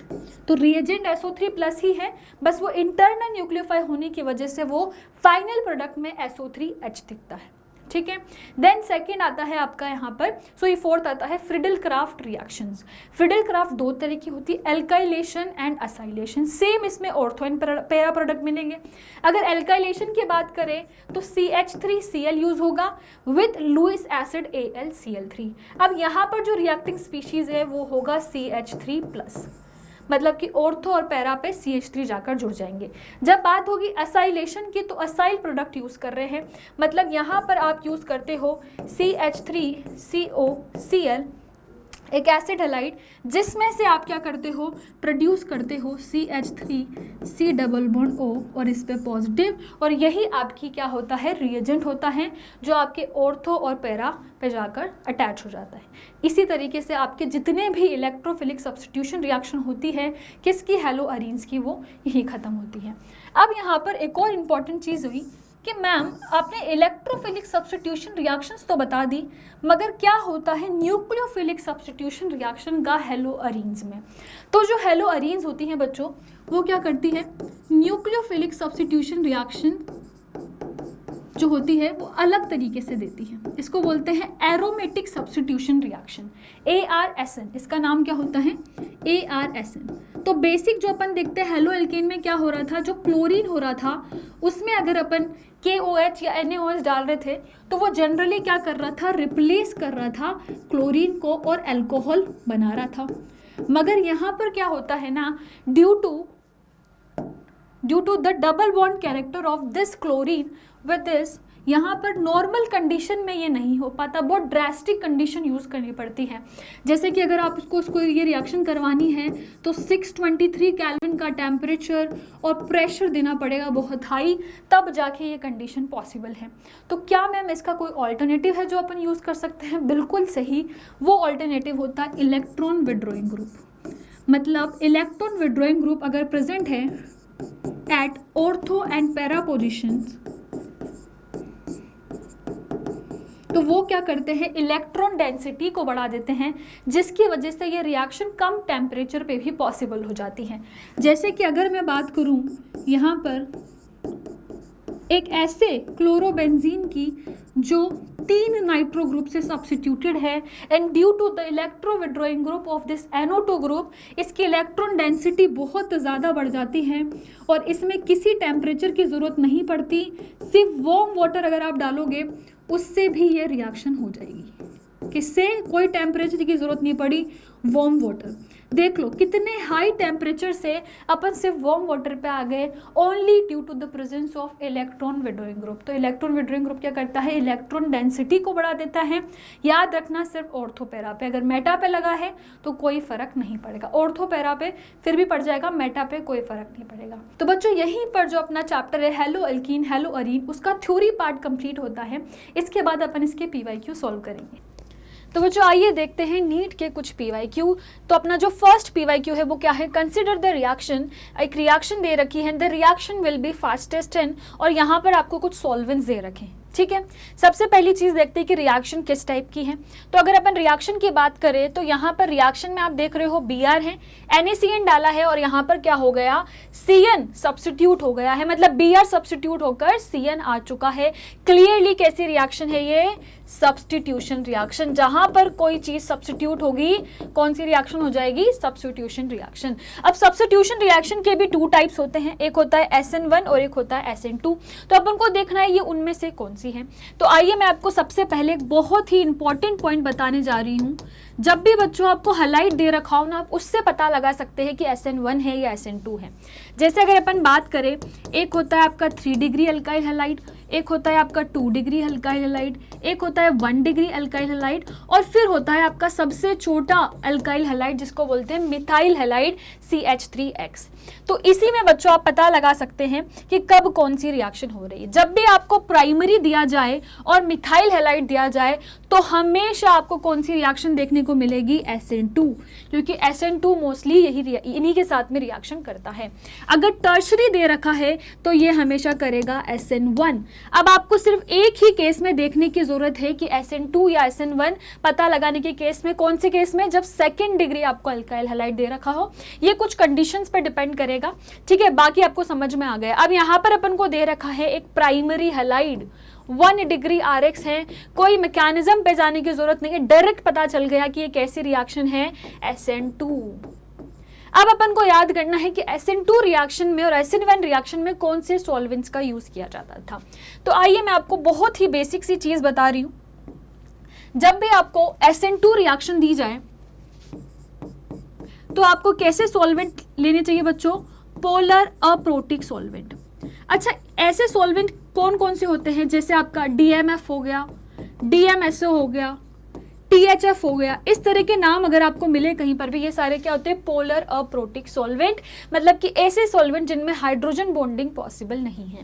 और अगर आपको कहीं बार SN1 का कोई केस दिया जाए तब किस तरह के सॉल्वेंट यूज में आएंगे, तो वो होते हैं पोलर प्रोटिक सॉल्वेंट जिनमें हाइड्रोजन बॉन्डिंग हो सकती है। आपको पता है हाइड्रोजन बॉन्डिंग में वाटर है, अल्कोहल है, ये सब आ जाएंगे। तो याद रखना है SN2 रिएक्शन में पोलर अप्रोटिक सॉल्वेंट होता है, SN1 रिएक्शन में पोलर प्रोटिक सॉल्वेंट होता है। आप हैलाइड को देखते ही पता लगा सकते हैं कि कौन सी रिएक्शन है, ठीक है। तो यहाँ पर क्लियरली रिएक्शन SN2 थी, इसका मतलब पोलर अप्रोटिक सॉल्वेंट देखना है। इथेनॉल, मिथेनॉल, अल्कोहल, वाटर मैंने लिखा है पोलर प्रोटिक सॉल्वेंट है। एकमात्र आपको यहाँ पर दिख रहा है NN dimethyl form amide, DMF दिख रहा है, तो यही आपका आंसर हो जाएगा, ठीक है। तो याद रखना है बच्चों ये सारी इंफॉर्मेशन, ताकि अगर इससे रिलेटेड क्वेश्चन भी आए तो आप सॉल्व कर सके। तो आइए बात करते हैं बच्चों अपने सेकंड PYQ की, जो कि है identify A and predict the type of reaction. यहाँ पर आपको बच्चों एक रिएक्शन दे रखी है जिसमें से अपन को ए आइडेंटिफाई करना है और फिर पता लगाना है कौन सी टाइप की रिएक्शन है। तो आइए देखते हैं जो रिएजेंट गिवन है वो क्या है भाई। आपको जो यहाँ पर गिवन है वो है OCH3 और साथ ही में यहाँ पर क्या है बच्चों, एक Br, और आपको दे रखा है NaNH2। अब इसको अपन ऐसे ना लिखकर क्यों ना जो डबल बॉन्ड है उनको अपन बना ले। अब जैसे ही आपको डबल बॉन्ड दिख रहे हैं बच्चों, यहाँ पर एक बहुत क्लियर सी बात है कि हाइड्रोजन भी होगा, ठीक है, रिंग के अंदर इधर हाइड्रोजन होगा। अब जो NH2 है वो एक बेस है, बेस का काम क्या होता है, वो हाइड्रोजन को लेना चाहता है। तो यहाँ पर आपने जैसे ही बेस डाला, बेस इस हाइड्रोजन को लेकर जाएगा, और जैसे ही यहाँ पर हाइड्रोजन गया क्या आ जाएगा, माइनस चार्ज आ जाएगा। और ये माइनस और ब्रोमीन तो क्या करेगा, माइनस इधर इस ब्रोमीन को लीव कराने के लिए बोलेगा, और इसकी वजह से यहाँ पर फॉर्मेशन हो जाएगा एक बहुत ही यूनिक इंटरमीडिएट का, जिसको बोला जाता है बेंजाइन। क्या बोला जाता है बच्चों इसको, बेंजाइन इंटरमीडिएट। देखो भाई बेंजाइन बन चुका है। और बहुत बार इस रिएक्शन में आपसे यही क्वेश्चन पूछ लिया जाता है कि बेंजाइन इंटरमीडिएट, यहाँ इंटरमीडिएट कौन सा बनता है, क्योंकि बहुत इंपॉर्टेंट होता है, याद रखना है। इस रिएक्शन में क्या बनता है, बेंजाइन इंटरमीडिएट बनता है। साथ ही में बच्चों यहाँ पर आप क्या करोगे, अब इसके अंदर NH3 डालोगे, NH3 का एडिशन होगा इधर, तो इधर क्या आ जाएगा, नेगेटिव चार्ज। NH3 का एडिशन हुआ है, यहाँ पर नेगेटिव आ गया, बाकी के ग्रुप एज इट इज है। अब यहाँ पर एक चीज देखो, मैंने जो यहाँ पर नाइट्रोजन के ऊपर एक हाइड्रोजन को अलग इसलिए लिखा है क्योंकि नाइट्रोजन तो है वो क्या करता है, नॉर्मली 3 बॉन्ड बनाता है, यहाँ पर 4 बन रहे हैं तो पॉजिटिव आ जाएगा। अब इस एक हाइड्रोजन का इस नेगेटिव चार्ज पे क्या हो जाएगा, अटैक हो जाएगा, जिसकी वजह से यहाँ पर आपको दोबारा एक सिंपल बेंजीन की रिंग देखने को मिलेगी और यहाँ पर आ जाएगा NH2 ग्रुप। तो अगर पूरी रिएक्शन में अपन सिर्फ यहाँ से यहाँ तक देखें तो क्या डिफरेंस आया है, एक Br ग्रुप सब्स्टिट्यूट होकर क्या आ गया, एक NH2 ग्रुप हुआ है। तो इसका मतलब क्या है, सब्स्टिट्यूशन रिएक्शन हुई है। मगर मैम ये सब्स्टिट्यूशन तो नहीं लग रहा, सब्स्टिट्यूशन तो बहुत ही सिंपल सा मेथड होता है, सब्स्टिट्यूट हो जाता है। ये एक बहुत यूनिक मेथड के थ्रू जा रहा है, इसको बोलते हैं बच्चों elimination addition pathway. Elimination addition pathway, इसमें क्या हुआ है, एक ग्रुप का एलिमिनेशन हुआ है और फिर आपने क्या करा है, एक ग्रुप का यहाँ पर रिएक्ट करवा के एडिशन करवाया, तो इसे बोलते हैं एलिमिनेशन एडिशन पाथवे। तो आइए देखते हैं अपने ऑप्शंस में से, ऑप्शन में एलिमिनेशन एडिशन लिख रखा है, मगर यहाँ पर जो आपको प्रोडक्ट दिख रहा है वो अलग है। प्रोडक्ट में क्या हो रहा है, NH2 ऑर्थो पोजीशन पे है, जबकि अपना जो प्रोडक्ट बना है उसमें NH2 कहाँ है, मेटा पोजीशन पे। तो अगर अपन देखें तो एक ही जगह पर सही प्रोडक्ट बना है, वो है 4th ऑप्शन में, जहाँ पर आपको NH2 मेटा पोजीशन पे दिख रहा है और रिएक्शन है सब्स्टिट्यूशन। बिल्कुल सही, इस रिएक्शन को बोला जाता है सब्स्टिट्यूशन। अगर पाथवे पूछा जाए तो होगा एलिमिनेशन एडिशन। तो याद रखना, इस रिएक्शन से बहुत सारे क्वेश्चन बन सकते हैं, इंटरमीडिएट पूछ सकता है, पाथवे पूछ सकता है, सब्स्टिट्यूशन रिएक्शन आपको पता ही चल गया और प्रोडक्ट पूछ सकता है। तो ये चारों की चारों चीजें अपन ने एक ही क्वेश्चन के थ्रू कर ली। Thank you. तो आइए बच्चों देखते हैं नेक्स्ट पीवाईक्यू। नेक्स्ट पीवाईक्यू क्या है, elimination reaction of 2 bromo pentane to form पेंट2ईन इज। नाउ सबसे पहले क्या हो रहा है, यहाँ पर आप देख सकते हो 2 ब्रोमो पेंटेन है, मतलब कि यहाँ पर CH3 CH CH2 CH2 और CH3 है, मतलब कि यहाँ पर क्या है, एक ब्रोमीन है। ठीक है, 2 ब्रोमो पेंटेन से आपको क्या मिल रहा है, पेंट2ईन। इसका मतलब यहाँ से जो आपको प्रोडक्ट मिल रहा है बच्चों वो क्या है, पेंट2ईन। मतलब कि इसी में CH3 CH डबल बॉन्ड 2 पे ईन है, मतलब नॉर्मल सी बात है, ईन यहाँ आएगा और फिर आपका as it is CH2 CH3 इस तरीके से आ जाएगा। तो ये हो गया आपका पेंट2ईन, मतलब यहाँ पर सेकंड पोजीशन पे एक ईन ग्रुप आना चाहिए था। बिल्कुल सही। अब ये पूछ रहा है कि ये रिएक्शन में क्या क्या चीज़ें इन्वॉल्व हुई हैं, क्या यहाँ पर बीटा एलिमिनेशन हुआ है, क्या यहाँ पर जेटसेफ रूल लगा है, क्या ये डीहाइड्रोहेलोजिनेशन है या फिर डीहाइड्रेशन रिएक्शन है। तो आइए देखते हैं रिएक्शन में सबसे पहले जो चीज़ मिल रही है वो ये है कि यहाँ से एक ब्रोमीन निकला है और हाइड्रोजन कहाँ से निकला है। देखो एक हाइड्रोजन पॉसिबिलिटी थी, या तो हाइड्रोजन यहाँ से निकले या फिर यहाँ से निकले, मगर अगर यहाँ पर डबल बॉन्ड दिख रहा है 2 पर ईन है, इसका मतलब हाइड्रोजन कहाँ से निकला है, इस कार्बन से। अब देखो जहाँ पर हेलोजन अटैच है उसको अल्फा बोलते हैं, उसी के पास वाले ग्रुप को बीटा बोलते हैं, मतलब जो एलिमिनेशन है वो कैसा है, बीटा एलिमिनेशन। तो फर्स्ट तो बिल्कुल सही है, बीटा एलिमिनेशन है। अब जेटसेफ रूल क्या होता है, इसको सेटजेफ रूल भी बोलते हैं। 2 तरीके के रूल होते हैं, एक होता है सेटजेफ रूल, एक होता है हॉफमान रूल। सेटजेफ रूल का मतलब होता है कि जो भी आप एल्कीन बनाओगे वो एल्कीन क्या होनी चाहिए, ज्यादा सब्स्टिट्यूटेड होनी चाहिए। जैसे अगर मैं इसी रिएक्शन की बात करूं और अगर मान लो मैंने इस वाले बीटा कार्बन से हाइड्रोजन का एलिमिनेशन कराया होता तो जो मेरा प्रोडक्ट बनता वो बनता CH2 double bond CH CH2 CH2 CH3।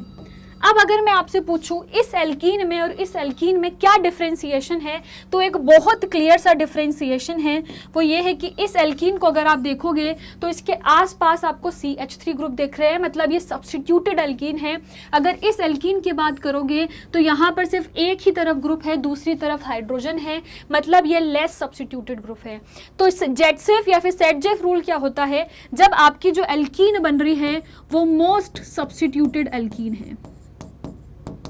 अगर सब्स्टिट्यूटेड एल्कीन है तो उसे बोला जाता है सेटजेफ रूल, या फिर इसको बोलते हैं जेटसेफ रूल, और सेटजेफ प्रोडक्ट इसका नाम हो जाएगा। और अगर आपको जो एल्कीन मिल रही है वो इस तरह की मिल रही है मेजर प्रोडक्ट में, तो वो क्या हो जाएगा, हॉफमान प्रोडक्ट। तो याद रखना है जब लेस सब्स्टिट्यूटेड बनेगा तो उसे हॉफमान प्रोडक्ट बोलेंगे, ज़्यादा सब्स्टिट्यूटेड होगा तो सेट-जेफ प्रोडक्ट बोला जाएगा। अब यहाँ पर ये बन रहा था, इसका मतलब ये जो सेट-जेफ और जेट-सेफ रूल है वो भी लग रहा है, तो बिल्कुल सही। अब अगर इसकी बात करोगे तो यहाँ पर एक हैलोजन निकल रहा है, एक हाइड्रोजन निकल रहा है, मतलब क्या होगा, डीहाइड्रोहेलोजिनेशन। हाइड्रोजन भी निकल रहा है, हैलोजन भी निकल रहा है, बिल्कुल सही। इसी रिएक्शन में मैंने बताया था हाइड्रोजन यहाँ से निकलेगा, ब्रोमीन यहाँ से निकलेगा, यहाँ से हाइड्रोजन का एल्यूमिनेशन होकर HBr बन जाएगा और एक अल्कीन फॉर्म हो जाएगी। डीहाइड्रोहेलोजिनेशन इस प्रोसेस को बोला जाता है, क्या बोलते हैं बच्चों इसको, डीहाइड्रोहेलोजिनेशन। हाइड्रोजन और हेलोजन दोनों निकल रहे हैं तो बोला जाता है डीहाइड्रोहेलोजिनेशन। ठीक है, मतलब कि ये थर्ड वाला पॉइंट भी बिल्कुल सही है। डिहाइड्रेशन फिर ऑब्वियस सी बात है गलत हो जाएगा, तो ABC जहाँ पर आ रहा है, ABC आपको फोर्थ ऑप्शन में दिख रहा है, तो यही आपका करेक्ट ऑप्शन हो जाएगा। ठीक है बच्चों, थैंक यू। तो बच्चों आइए बात करते हैं अपने नेक्स्ट PYQ की, जो कि है the major product of the following chemical reaction is. यहाँ पर अपन को एक सिंपल सी एल्कीन दे रखी है और अपन से पूछा गया है कि इसमें HBr डाला गया है और साथ ही में यहाँ पर एक रिएजेंट दिया गया है। उस रिएजेंट में आप देख सकते हो बेंजीन रिंग है और यहाँ पर 4 ऑक्सीजन है। इसका मतलब बहुत क्लियर है कि ये क्या है, एक पर एसिड है। इसको बोला जाता है बच्चों, क्या बोला जाता है, बेंजोइल पर ऑक्साइड। क्या बोला जाता है, बेंजोइल पर ऑक्साइड। HBr के साथ में पर एसिड जब भी दिया जाए उस रिएक्शन का एक अलग से नाम होता है, उसको बोला जाता है पर ऑक्साइड इफेक्ट। क्या बोला जाता है ऐसी रिएक्शन को, पर ऑक्साइड इफेक्ट या फिर खराश इफेक्ट भी बोला जाता है बच्चों। और इस रिएक्शन में क्या होता है, जो भी आप HBr का एडिशन जनरली करवाते हो उसका उल्टा हो जाता है। ठीक है, जैसे मान लो अगर मैं इस रिएक्शन की बात करूं तो यहाँ पर क्या है, HBr का एडिशन करवाना था, इसका मतलब एल्कीन में से एक पे H लगता, एक पे Br लगता। अब इंपॉर्टेंट चीज़ है कि जो नेगेटिव पार्ट है, जो Br है, वो किस पे लगेगा, तो Br यहाँ पर अगर अपन क्या कर रहे हैं, पर ऑक्साइड इफेक्ट की बात करते हैं, तो जो नेगेटिव पार्ट होता है रिएजेंट का वो किस पे लगता है, to the carbon having more number of hydrogen. और इस रूल को बोला जाता है एंटी मार्कोनिक ऑफ रूल। क्या बोलते हैं इस रूल को बच्चों, एंटी मार्कोनिकॉफ रूल। क्या रूल है ये, कि negative part of the reagent will be attach to the carbon having more number of hydrogen.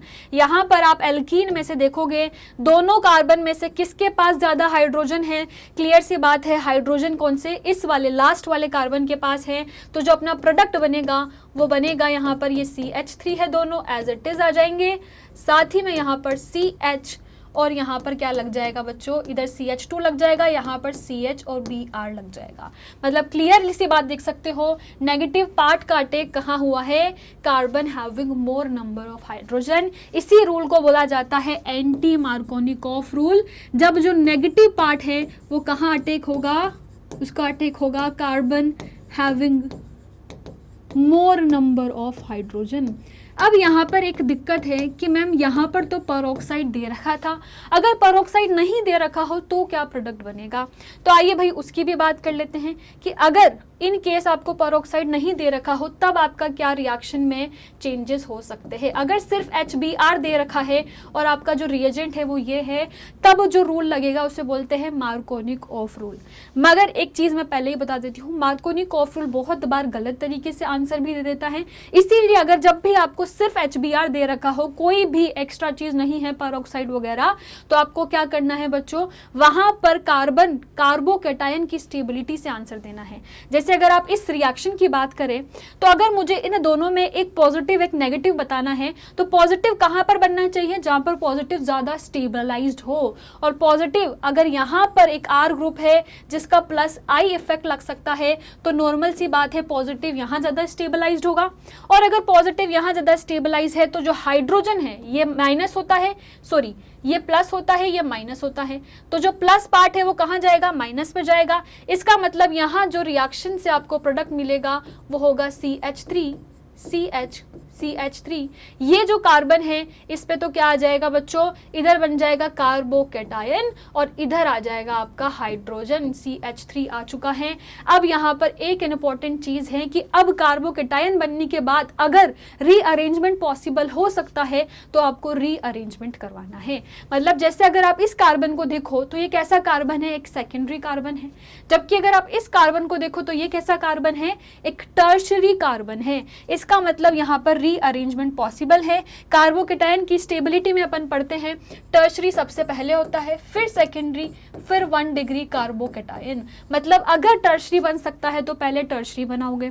अगर आपको टर्शरी बनाना है तो यहाँ पर क्या करना पड़ेगा, आपको एक CH3 को शिफ्ट करवाना पड़ेगा, इसको बोलते हैं मिथाइल शिफ्ट, रीअरेंजमेंट होगा और जो पॉजिटिव है वो इस पे बनेगा। जहां पर पॉजिटिव बनेगा वहीं पर Br का अटैक होगा, तो Br आपको इधर देखने को मिलेगा। मतलब जो प्रोडक्ट बनेगा इस रिएक्शन में वो मिलेगा आपको CH3 CH, Br इधर मिल जाएगा, ये CH पे आपको 2 CH3 देखने को मिलेंगे, एक CH3 इधर, एक CH3 इधर।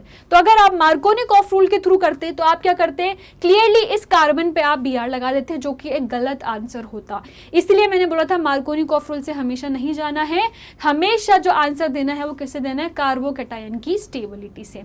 तो दोनों ही कंसेप्ट समझ लिए हैं। अगर दोनों में से कुछ भी PYQ आ जाता है, आपके नीट में क्वेश्चन आ जाता है, तो आप क्या कर सकते हो, सॉल्व कर सकते हो।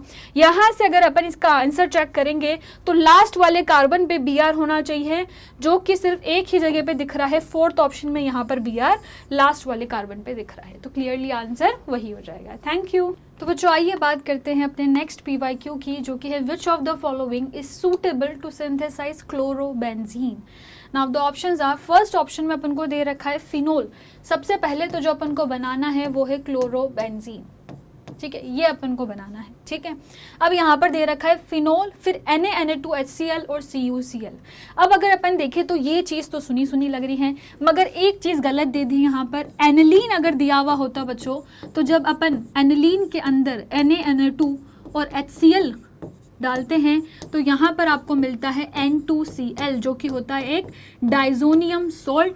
और इसके अंदर जब आप डालते हो CuCl तो इस रिएक्शन में बच्चों यहाँ पर क्या होता है, ये यहाँ से रिमूव होकर एक क्लोरीन, एक क्लोरोबेंजीन बन जाता है। ये रिएक्शन होती है और ये बिल्कुल होती है अगर एनिलीन लिखा हुआ होता, मगर यहाँ पर फिनोल लिखा हुआ है तो ये तो बिल्कुल गलत ऑप्शन हो जाएगा। इस रिएक्शन में बेंजीन पे सिर्फ HCl का एडिशन डायरेक्ट नहीं हो पाता है। यहाँ पर एनिलीन दे रखा है मगर फिर HCl और हीटिंग NaNO2 भी नहीं दे रखा, मतलब क्लियर सी बात है यहाँ पर भी क्लोरोबेंजीन नहीं बन सकता, डायरेक्ट सब्स्टिट्यूशन नहीं होगा। अब 4th ऑप्शन में देखें तो बेंजीन दे रखा है, फिर क्लोरीन दे रखा है और अनहाइड्रस FeCl3 दे रखा है। और बच्चों ये रिएक्शन जो होती है, ये रिएक्शन होती है क्लोरीनेशन की। मतलब आप क्या करते हो बच्चों, इसको बोला जाता है क्लोरीनेशन रिएक्शन। आप एक बेंजीन की रिंग लेते हो, इसमें क्या करते हैं अपन, एक क्लोरीन डालते हैं और साथ ही में FeCl3 डालते हैं। अब ये FeCl3 क्या करता है, FeCl4 बना लेता है और एक आयन जनरेट होता है जिसे बोलते हैं Cl-, जो जाकर डायरेक्टली इस बेंजीन के रिंग पे जुड़ जाता है और यहाँ से FeCl4+ बन जाता है। तो याद रखना है यहाँ पर ये कौन सी रिएक्शन है, बेंजीन का जब आप क्लोरीनेशन करवाते हो तो अपन को प्रोडक्ट मिलता है क्लोरोबेंजीन, जो कि अपन को बनाना था। इसका मतलब एकमात्र ऑप्शन इसी से बन सकता था। यहाँ पर भी पॉसिबल था अगर एनिलीन लिखा हुआ होता। ठीक है, तो समझ में आ गई ये चीज़। आइए बच्चों चलते हैं नेक्स्ट PYQ की तरफ। तो आइए बच्चों बात करते हैं अपने नेक्स्ट PYQ की, जो कि है the incorrect statement regarding the chirality is. अच्छा, कायरलिटी क्या होता है, जब भी जो कार्बन है उसकी 4 डिफरेंट वैलेंसीज होती हैं P, Q, R, S, ठीक है, और ये चारों इक्वल नहीं है, एक दूसरे की डिफरेंट वैलेंसीज है, तो उस कार्बन को अपन बोल देते हैं कायरल कार्बन। ठीक है, तो उसी के रिगार्डिंग यहाँ पर कायरलिटी मतलब ऑप्टिकल आइसोमेरिज्म से एक क्वेश्चन है। The product obtained by SN2 reaction of the halo alkane having chirality at the reactive side shows inversion of configuration. बिल्कुल सही, SN2 रिएक्शन जो होती है बायोमोलिकुलर सब्स्टिट्यूशन रिएक्शन, इसमें क्या होता है बच्चों, जो प्रोडक्ट आपको मिलता है ना वो इन्वर्टेड प्रोडक्ट मिलता है। मतलब आपने फॉर एग्जाम्पल अगर मैं बात करूँ, यहाँ पर एक कार्बन है, इसके यहाँ पर एक हैलोजन अटैच है और हाइड्रोजन, हाइड्रोजन और हाइड्रोजन है। ठीक है। तो यहाँ पर सबसे पहली बात तो ट्रांजिशन स्टेट फॉर्म होती है। आपने एक न्यूक्लियोफाइल डाला, ठीक है, यहाँ पर क्या होगा, इन्वर्टेड प्रोडक्ट बनेगा। और उसका जो रीज़न होता है कि इन्वर्टेड प्रोडक्ट क्यों बनता है, वो रीज़न ये होता है कि जहाँ पर हेलोजन अटैच होता है उसके बैक साइड से अटैक होता है, और जब बैक साइड से अटैक होता है तो एक साइड से हेलोजन निकलता है और एक साइड से OH जुड़ता है। मतलब एक साइड से बॉन्ड का फॉर्मेशन हो रहा है, एक साइड से ब्रेकिंग हो रही है, जिसकी वजह से ट्रांजिशन स्टेट बनती है। और जो आपको प्रोडक्ट मिलता है, नॉर्मल सी बात है, अगर ऑपोजिट से जुड़ रहा है तो जो प्रोडक्ट मिलेगा वो ऑपोजिट में ही मिलेगा। ये हाइड्रोजन, हाइड्रोजन और हाइड्रोजन। क्लियर सी चीज देख सकते हो, क्लोरीन इधर था और इधर से OH जुड़ा है, मतलब इन्वर्टेड प्रोडक्ट मिला है। तो इसमें क्या होता है, इन्वर्जन होता है। हमेशा जो प्रोडक्ट होता है उसका क्या होता है, SN2 रिएक्शन में इन्वर्जन होता है। तो बिल्कुल सही कि इन्वर्टेड प्रोडक्ट मिलता है। Enantiomers are super impossible mirror images of each other. बहुत सिंपल सी डेफिनेशन दे रखी है। बिल्कुल यहाँ पर क्या होता है, अपन को इनकरेक्ट स्टेटमेंट बताना है और सुपर इम्पॉसिबल मिरर इमेजेस दे रखा है, जबकि एनेंटियोमर्स जो होती हैं वो non super impossible mirror images होती है, जो एक दूसरे के ऊपर सुपर इम्पोज नहीं हो सकती। जैसे अगर आप हैंड की बात करोगे तो हमेशा एक्स्ट्रा आपको क्या दिखेगा, ये आपका थंब दिखेगा। तो इसकी वजह से क्या है, वो सुपर इम्पोज नहीं होती। तो एनेंटियोमर्स क्या होते हैं, non super imposable mirror images. और अगर मैं पूछ लो डायास्टीरियोमर्स क्या होते हैं, तो वो भी देख लो भाई। डायास्टीरियोमर्स क्या होते हैं, अगर मैं डायास्टीरियोमर्स के बारे में पूछूं बच्चों, तो वो हो जाएंगे non super impossible non mirror images. मतलब वो भी एनेंटियोमर की तरह नॉन सुपर इम्पॉसिबल तो है, बस डिफरेंस ये है कि अब ये मिरर इमेज भी नहीं है। Non super impossible non mirror image of each other. दोनों ही डेफिनेशन याद रखनी है, दोनों ही चीज़ों के बारे में पूछा जा सकता है। अब यहाँ पर एक चीज़ अपन को इनकरेक्ट चाहिए थी, इनकरेक्ट ऑलरेडी मिल गई, क्योंकि एनेंटियोमर्स क्या होते हैं, नॉन सुपर इम्पॉसिबल होते हैं। थर्ड पॉइंट क्या है, a racemic mixture source zero optical rotation. बिल्कुल सही है बच्चों, जो रेसमिक मिक्सचर होते हैं वो इक्वल अमाउंट में बनते हैं और उनकी जो ऑप्टिकल रोटेशन होती है वो जीरो होती है। ये स्टेटमेंट भी बिल्कुल ट्रू है। अपन को फॉल्स स्टेटमेंट चाहिए था और ये ट्रू है, तो फॉल्स स्टेटमेंट ऑलरेडी मिल चुका है। अब फोर्थ स्टेटमेंट है SN1 reaction yield 1-1 mixture of both enantiomers, कि जब आप SN1 रिएक्शन करवाते हो तो आपको 1-1 मिक्सचर मिलता है दोनों ही रिएक्शन का, और ये भी बिल्कुल सही है। अगर अपन बात करें यहाँ पर SN1 रिएक्शन की, तो SN1 रिएक्शन क्या होता है बच्चों, ये 2 स्टेप प्रोसेस होता है। जैसे यहाँ पर तो ट्रांजिशन स्टेट बन के एक सिंगल स्टेप प्रोसेस होता है, पर जब SN1 रिएक्शन की बात करते हैं तो वो क्या होता है, एक 2 स्टेप प्रोसेस होता है। इसमें क्या होता है, आइए देख लेते हैं। इसमें यहाँ पर क्या होता है बच्चों, SN1 में क्या होता है, आपको एक कार्बन दिया जाएगा और कार्बन हमेशा एक ऐसा ही कार्बन मिलेगा जो बहुत अच्छा कार्बोकैटायन बना पाए। ठीक है, ये आपका X होता है। सबसे पहले आप देखोगे 3 CH3 ग्रुप है। अब ये 3 CH3 ग्रुप क्या करेंगे, अपना प्लस I इफेक्ट लगाएंगे। प्लस I इफेक्ट से क्या होगा, ये बॉन्ड टूट जाएगा और सबसे पहले यहाँ पर फॉर्म होगा कार्बोकैटायन। इस कार्बोकैटायन पे क्या होगा बच्चों, अब अटैक होगा न्यूक्लियोफाइल का। यहाँ पर क्या था, यहाँ पर एक ही कंडीशन पॉसिबल थी, ऑलरेडी एक यहाँ पर फंक्शनल ग्रुप था, तो ये बैक साइड से ही अटैक कर सकता था। यहाँ पर कोई भी फंक्शनल ग्रुप यहाँ पर नहीं है, मतलब कोई हेलोजन अटैच नहीं है। OH का अटैक फ्रंट से भी हो सकता है, बैक से भी हो सकता है, जिसी की वजह से अपन को 2 प्रोडक्ट मिलते हैं। एक तो जब सेम रहेगा तो रिटेंशन प्रोडक्ट बोलेंगे, और जब ऑपोजिट होगा तो उसको इन्वर्जन प्रोडक्ट बोलेंगे। मतलब 2 तरीके के आपको प्रोडक्ट मिल सकते हैं SN1 में, रिटेंशन प्लस एक क्या मिलेगा, इन्वर्जन। रिटेंशन और इन्वर्जन, और दोनों बिल्कुल सेम मिक्सचर में, मतलब 1-1 का रेशो होगा, दोनों का सेम अमाउंट बनेगा। मतलब यहाँ पर बिल्कुल सही, ये स्टेटमेंट भी ट्रू है। फॉल्स स्टेटमेंट एकमात्र होगा जो एनेंटियोमर के लिए होगा। Thank you. तो आइए बच्चों देखते हैं अपना नेक्स्ट PYQ, जो कि है द गिवन कंपाउंड इज। अब सिंपली एक स्ट्रक्चर से क्वेश्चन पूछा गया, ये गिवन कंपाउंड क्या है, क्या ये अराइल हैलाइड है, एलाइलिक हैलाइड है, विनाइलिक हैलाइड है, या फिर बेंजाइल हैलाइड है। तो आइए देखते हैं। सबसे पहले आप देख सकते हो एक बेंजीन की रिंग है, फिर डबल बॉन्ड है, और फिर उस एक sp3 कार्बन, इस पे क्या है, सारे सिंगल बॉन्ड है, तो ये sp3 होगा। sp3 कार्बन पे हैलोजन होता है। इसका मतलब ये कैसा हैलाइड हुआ बच्चों, इसको बोलेंगे एलाइलिक हैलाइड। आइए सभी के बारे में देख लेते हैं। जब भी आपको कोई डबल बॉन्ड है, डबल बॉन्ड के पास में एक sp3 कार्बन है और उस sp3 कार्बन पे अगर कोई हेलोजन है तो उसको बोला जाता है एलाइलिक हैलाइड। क्या बोला जाता है? Allylic halide. और यहाँ पर एक और चीज़ दे रखी है बेंजाइलिक हैलाइड। अब बेंजाइलिक हैलाइड क्या होता है? जब भी किसी बेंजीन रिंग के जो कार्बन है उस पे अगर क्या हो बच्चों, हेलोजन अटैच हो, जैसे अगर क्लोरीन अटैच होता तो इसको बोलते हैं बेंजाइल क्लोराइड, तो इसे बोला जाता है बेंजाइलिक हैलाइड। जब बेंजीन रिंग के पास में एक sp3 कार्बन, यहाँ पर भी सेम चीज़ है, देख लो यहाँ पर भी जो कार्बन है ये वाला, ये सिर्फ सिंगल बॉन्ड से अटैच है तो ये sp3 है, बाकी सारे रिंग के कार्बन क्या है? sp2 है। यहाँ पर भी ये दोनों sp2 है और ये क्या था? एक sp3 कार्बन था। तो sp3 कार्बन पे जब हेलोजन अटैच होगा तो उसको एलाइलिक या फिर बेंजाइलिक बोला जाएगा। और अगर sp2 कार्बन पे कोई हेलोजन अटैच है, जैसे कि अगर मैं बात करूँ यहाँ पर इसी कार्बन पे, ये क्या होगा? sp2 होगा। ये दोनों के दोनों कार्बन डबल बॉन्ड से अटैच है, sp2 है। sp2 कार्बन पे अगर हेलोजन अटैच है तो उसको बोला जाता है विनाइलिक हैलाइड। क्या बोला जाता है बच्चों? Vinylic halide. और अगर यहाँ पर बेंजीन रिंग है, बेंजीन रिंग में भी जितने भी कार्बन होते हैं डबल बॉन्ड की वजह से sp2 होते हैं, अगर उस पे हेलोजन अटैच होगा तो उसे बोलते हैं एराइल हैलाइड। और यहाँ पर भी क्या होता है? sp2 कार्बन पे क्या होता है? हेलोजन अटैच होता है। डिफ्रेंशिएट करने के लिए सिर्फ एक चीज़ याद रखना, अगर sp3 कार्बन है तो होगा बेंजाइलिक और एलाइलिक, और अगर sp2 कार्बन है तो क्या होगा? विनाइलिक और क्या होगा? Aryl halide. अब यहाँ पर एक और इम्पॉर्टेंट इन्फॉर्मेशन दे देती हूँ, ये दोनों की दोनों जो चीज़ें हैं वो किसी भी तरह की सब्स्टिट्यूशन रिएक्शन नहीं करती है। जब अपन इस चैप्टर की बात करते हैं हेलो एल्केन हेलो अरीन, इसमें मेनली अपन दो रिएक्शन सबसे ज़्यादा देखते हैं, एल्यूमिनेशन और सब्स्टिट्यूशन। सब्स्टिट्यूशन जिसमें बहुत ज़्यादा होती है, तो सब्स्टिट्यूशन रिएक्शन ये दोनों ही चीज़ें नहीं करते। तो कहीं पर भी रिएक्शन में ये दोनों मिल जाए, उस रिएक्शन का हमेशा आंसर होगा no reaction. Aryl halide, vinyl halide reaction show नहीं करते हैं।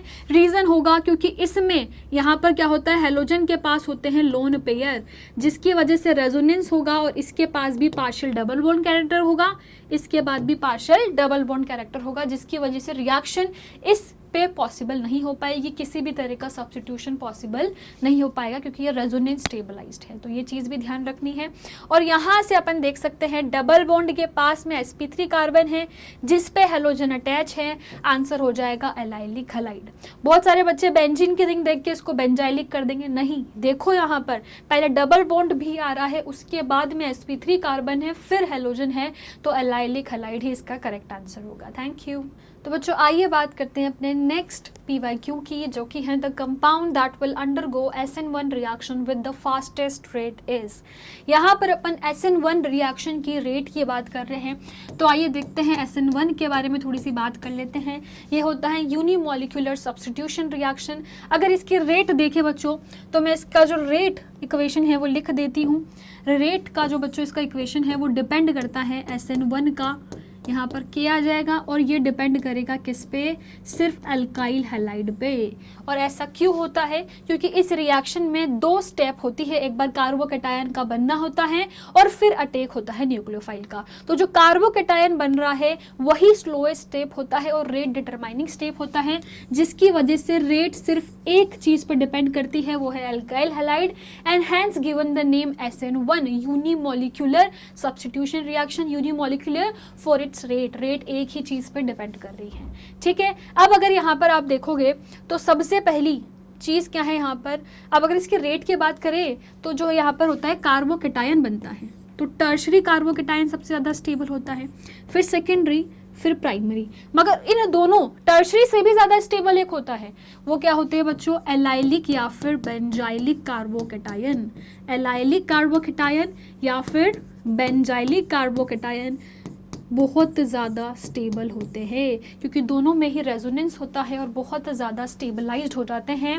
तो अगर यहाँ पर अपन बच्चों बात करेंगे किसकी? एलाइलिक और बेंजाइलिक की, तो वो सबसे पहले होंगे, फिर टर्शरी, सेकेंड डिग्री और 1 डिग्री। तो आइए अगर इस कार्बन की बात करें, ये कार्बन दो कार्बन से अटैच है, एक सेकेंडरी कार्बन है और बेंजीन रिंग से भी अटैच है, मतलब क्या है? बेंजाइलिक कार्बोकैटायन है। क्या बात है, सबसे अच्छी रेट होगी, आंसर यही हो जाएगा। अगर इसकी बात करें, एक कार्बन सिर्फ एक ही कार्बन से अटैच है, प्राइमरी कार्बोकैटायन है। इसकी बात करेंगे, ये कैसा है, सेकेंडरी कार्बोकैटायन है। और अगर बात करें इसकी, ये आ गया आपका अराइल हैलाइड। अभी बताया था अराइल हैलाइड, विनाइल हैलाइड दोनों के दोनों किसी भी तरह की सब्स्टिट्यूशन रिएक्शन नहीं देते हैं। SN1 is a substitution reaction, hence not given by aryl halide. मैं एक और इंपॉर्टेंट पॉइंट आपको लिखा देती हूँ यहाँ पर। अगर आपको कभी भी अराइल हैलाइड मिल जाए, या फिर आपको कभी भी विनाइल हैलाइड मिल जाए, या फिर आपको कभी भी ब्रिज हेड हैलाइड मिल जाए, ये तीनों के तीनों किसी भी तरह की सब्स्टिट्यूशन रिएक्शन को नहीं देते हैं। तो क्लियरली इनको आउट कर देना। यहाँ से फोर्थ ऑप्शन अपना क्लियरली आउट हो चुका था, ये कभी नहीं हो सकता। सेकेंडरी प्राइमरी से अच्छा क्या होगा, जो बेंजाइलिक कार्बोकैटायन है। क्लियरली मैंने यहाँ पर आपके लिए रिएक्टिविटी ऑर्डर लिख दिया था, पहले एलाइलिक, बेंजाइलिक, फिर टर्शरी, सेकेंड डिग्री और 1 डिग्री। तो यहाँ पर क्लियरली आंसर क्या हो जाएगा, फर्स्ट ऑप्शन। रेट के रिगार्डिंग जितने भी क्वेश्चन आएंगे वो सिर्फ इस चीज से सोल्व हो जाएंगे, याद रखना, ठीक है। आइए बच्चों बात करते हैं अपने नेक्स्ट PYQ की, जो कि है the major product see in the below mentioned reaction is. Now here we can see first we are using alcoholic KH, then HBr, then aqueous KOH। अब एक बहुत ही इंटरेस्टिंग सा पॉइंट बताऊंगी, जो है आपके alcoholic KOH versus aqueous KOH के बारे में। और आप देखना रिएक्शन करना बहुत इजी हो जाएगा। जब जब अल्कोहलिक KOH गिवन हो तो हमेशा एल्यूमिनेशन रिएक्शन करवानी है, और जब जब एक्वस KOH गिवन है तो हमेशा सब्स्टिट्यूशन रिएक्शन करवानी है। कैसी रिएक्शन करवानी है बच्चों, सब्स्टिट्यूशन। तो ध्यान रखना यहाँ पर क्या होगा, सबसे पहले अपन को अल्कोहलिक KOH गिवन है, मतलब यहाँ पर जो प्रोडक्ट बनेगा वो एल्यूमिनेशन से बनेगा। यहाँ से एक Br निकाल दो, यहाँ से एक H निकाल दो, जिसकी वजह से आपको प्रोडक्ट मिलेगा CH3 CH double bond CH2। ये हो जाएगा आपका A प्रोडक्ट। अब क्या कर रहे हैं, इसमें HBr डाल रहे हैं। याद रखना पर ऑक्साइड नहीं डाल रहे हैं, सिर्फ HBr डाल रहे हैं। मतलब यहाँ पर आप क्या करोगे, आंसर करोगे थ्रू कार्बोकैटायन स्टेबिलिटी। अगर एल्कीन ये है, क्लियर सी बात है, अगर एक एल्काइल ग्रुप है तो प्लस जो है वो यहाँ पर ज़्यादा स्टेबल होगा, माइनस यहाँ ज़्यादा स्टेबल होगा। और अगर HBr की बात करें तो ये प्लस होगा, ये माइनस होगा। नॉर्मल रिएक्शन में क्या होता है, प्लस माइनस पे जाता है, माइनस प्लस पे जाता है।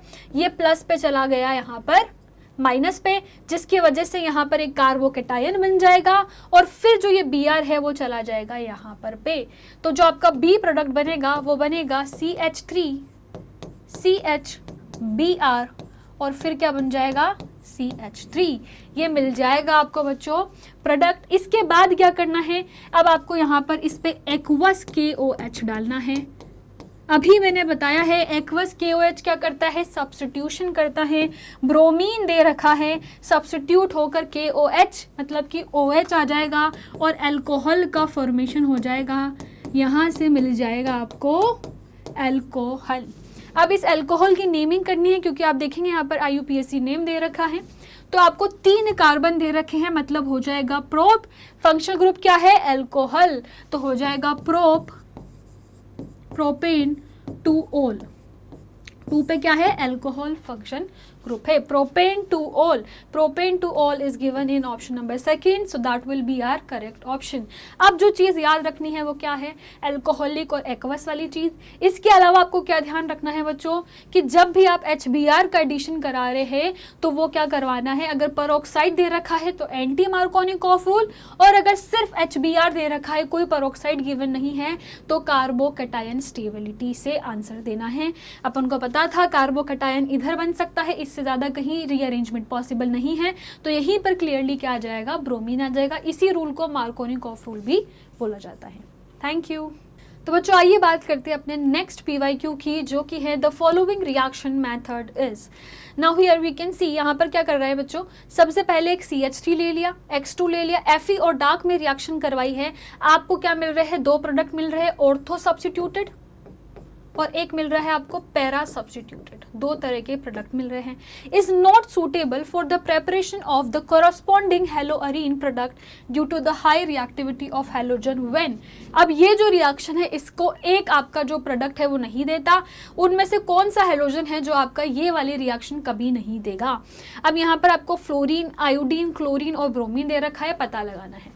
सबसे पहले तो जब जब रिएक्टिविटी की बात हो ना, एल्काइल हैलाइड की रिएक्टिविटी की, तो हमेशा आप कोई सा भी बच्चों कोई सी भी रिएक्शन ले लो, substitution, elimination, reactivity order will be same. और जो रिएक्टिविटी ऑर्डर होता है वो होता है सबसे पहले RF, फिर होता है बच्चों आपका RBr, फिर RCl एंड RF। ये होता है आपका रिएक्टिविटी ऑर्डर। अब यहाँ पर मैं बता देती हूँ क्या होता है, रीज़न क्या होता है कि जो रिएक्शन है जनरली वो ये दोनों ही शो करते हैं, ये दोनों आपको कभी शो करते हुए दिखेंगे ही नहीं। आयोडीन का रीज़न होता है कि आयोडीन इतना ज़्यादा रिएक्टिव होता है और इसकी जो रिएक्शन है उससे I2 बन जाता है, हाईली रिवर्सिबल रिएक्शन होती है जिसकी वजह से वो रिएक्शन फिजिबल नहीं होती, हाईली रिवर्सिबल रिएक्शन। तो इसीलिए इसके बहुत कम ही रिएक्शंस देखने को मिलती है, हालांकि बहुत ज़्यादा रिएक्टिव है ये। और अगर RF की बात करें तो यहाँ पर रिएक्शन नहीं देखने को मिलती क्योंकि जो ये CF बॉन्ड होता है ना, ये बहुत ज़्यादा स्ट्रॉन्ग बॉन्ड होता है, हाईली स्ट्रॉन्ग बॉन्ड। तो इसका जो ब्रेकिंग है, सब्स्टिट्यूशन का मतलब क्या है, आपको RX बॉन्ड को तोड़ना पड़ेगा। अब बॉन्ड अगर स्ट्रॉन्ग है तो वो टूटना क्या हो जाएगा, मुश्किल हो जाएगा। इसी के लिए ये रिएक्शन कभी नहीं देखने को मिलती। इसका मतलब आपको यहाँ पर जो आंसर हो जाएगा वो हो जाएगा फ्लोरीन। फ्लोरीन सबसे ज़्यादा लेस रिएक्टिव होता है क्योंकि उसका जो बॉन्ड होता है कार्बन के साथ बहुत ज़्यादा स्ट्रॉन्ग होता है। ठीक है, तो बच्चों इसी के साथ जो अपना यहाँ पर नीट रिवीजन सीरीज चल रही है वो खत्म होती है। तो आज अपन ने जो चैप्टर कराया था वो तो हेलो अल्कीन हेलोअरीन, जिसमें अपन ने थ्योरी उसके PYQ को करा। अगर आपको इसी चैप्टर के कुछ प्रैक्टिस क्वेश्चंस करने हैं तो आपको नीचे इसका PDF मिल जाएगा डिस्क्रिप्शन बॉक्स में, और इसी के साथ बच्चों जो टेस्ट आपको परफॉर्म करना है वो आपको मिल जाएगा हमारी वेबसाइट myexam.ai पे। Thank you.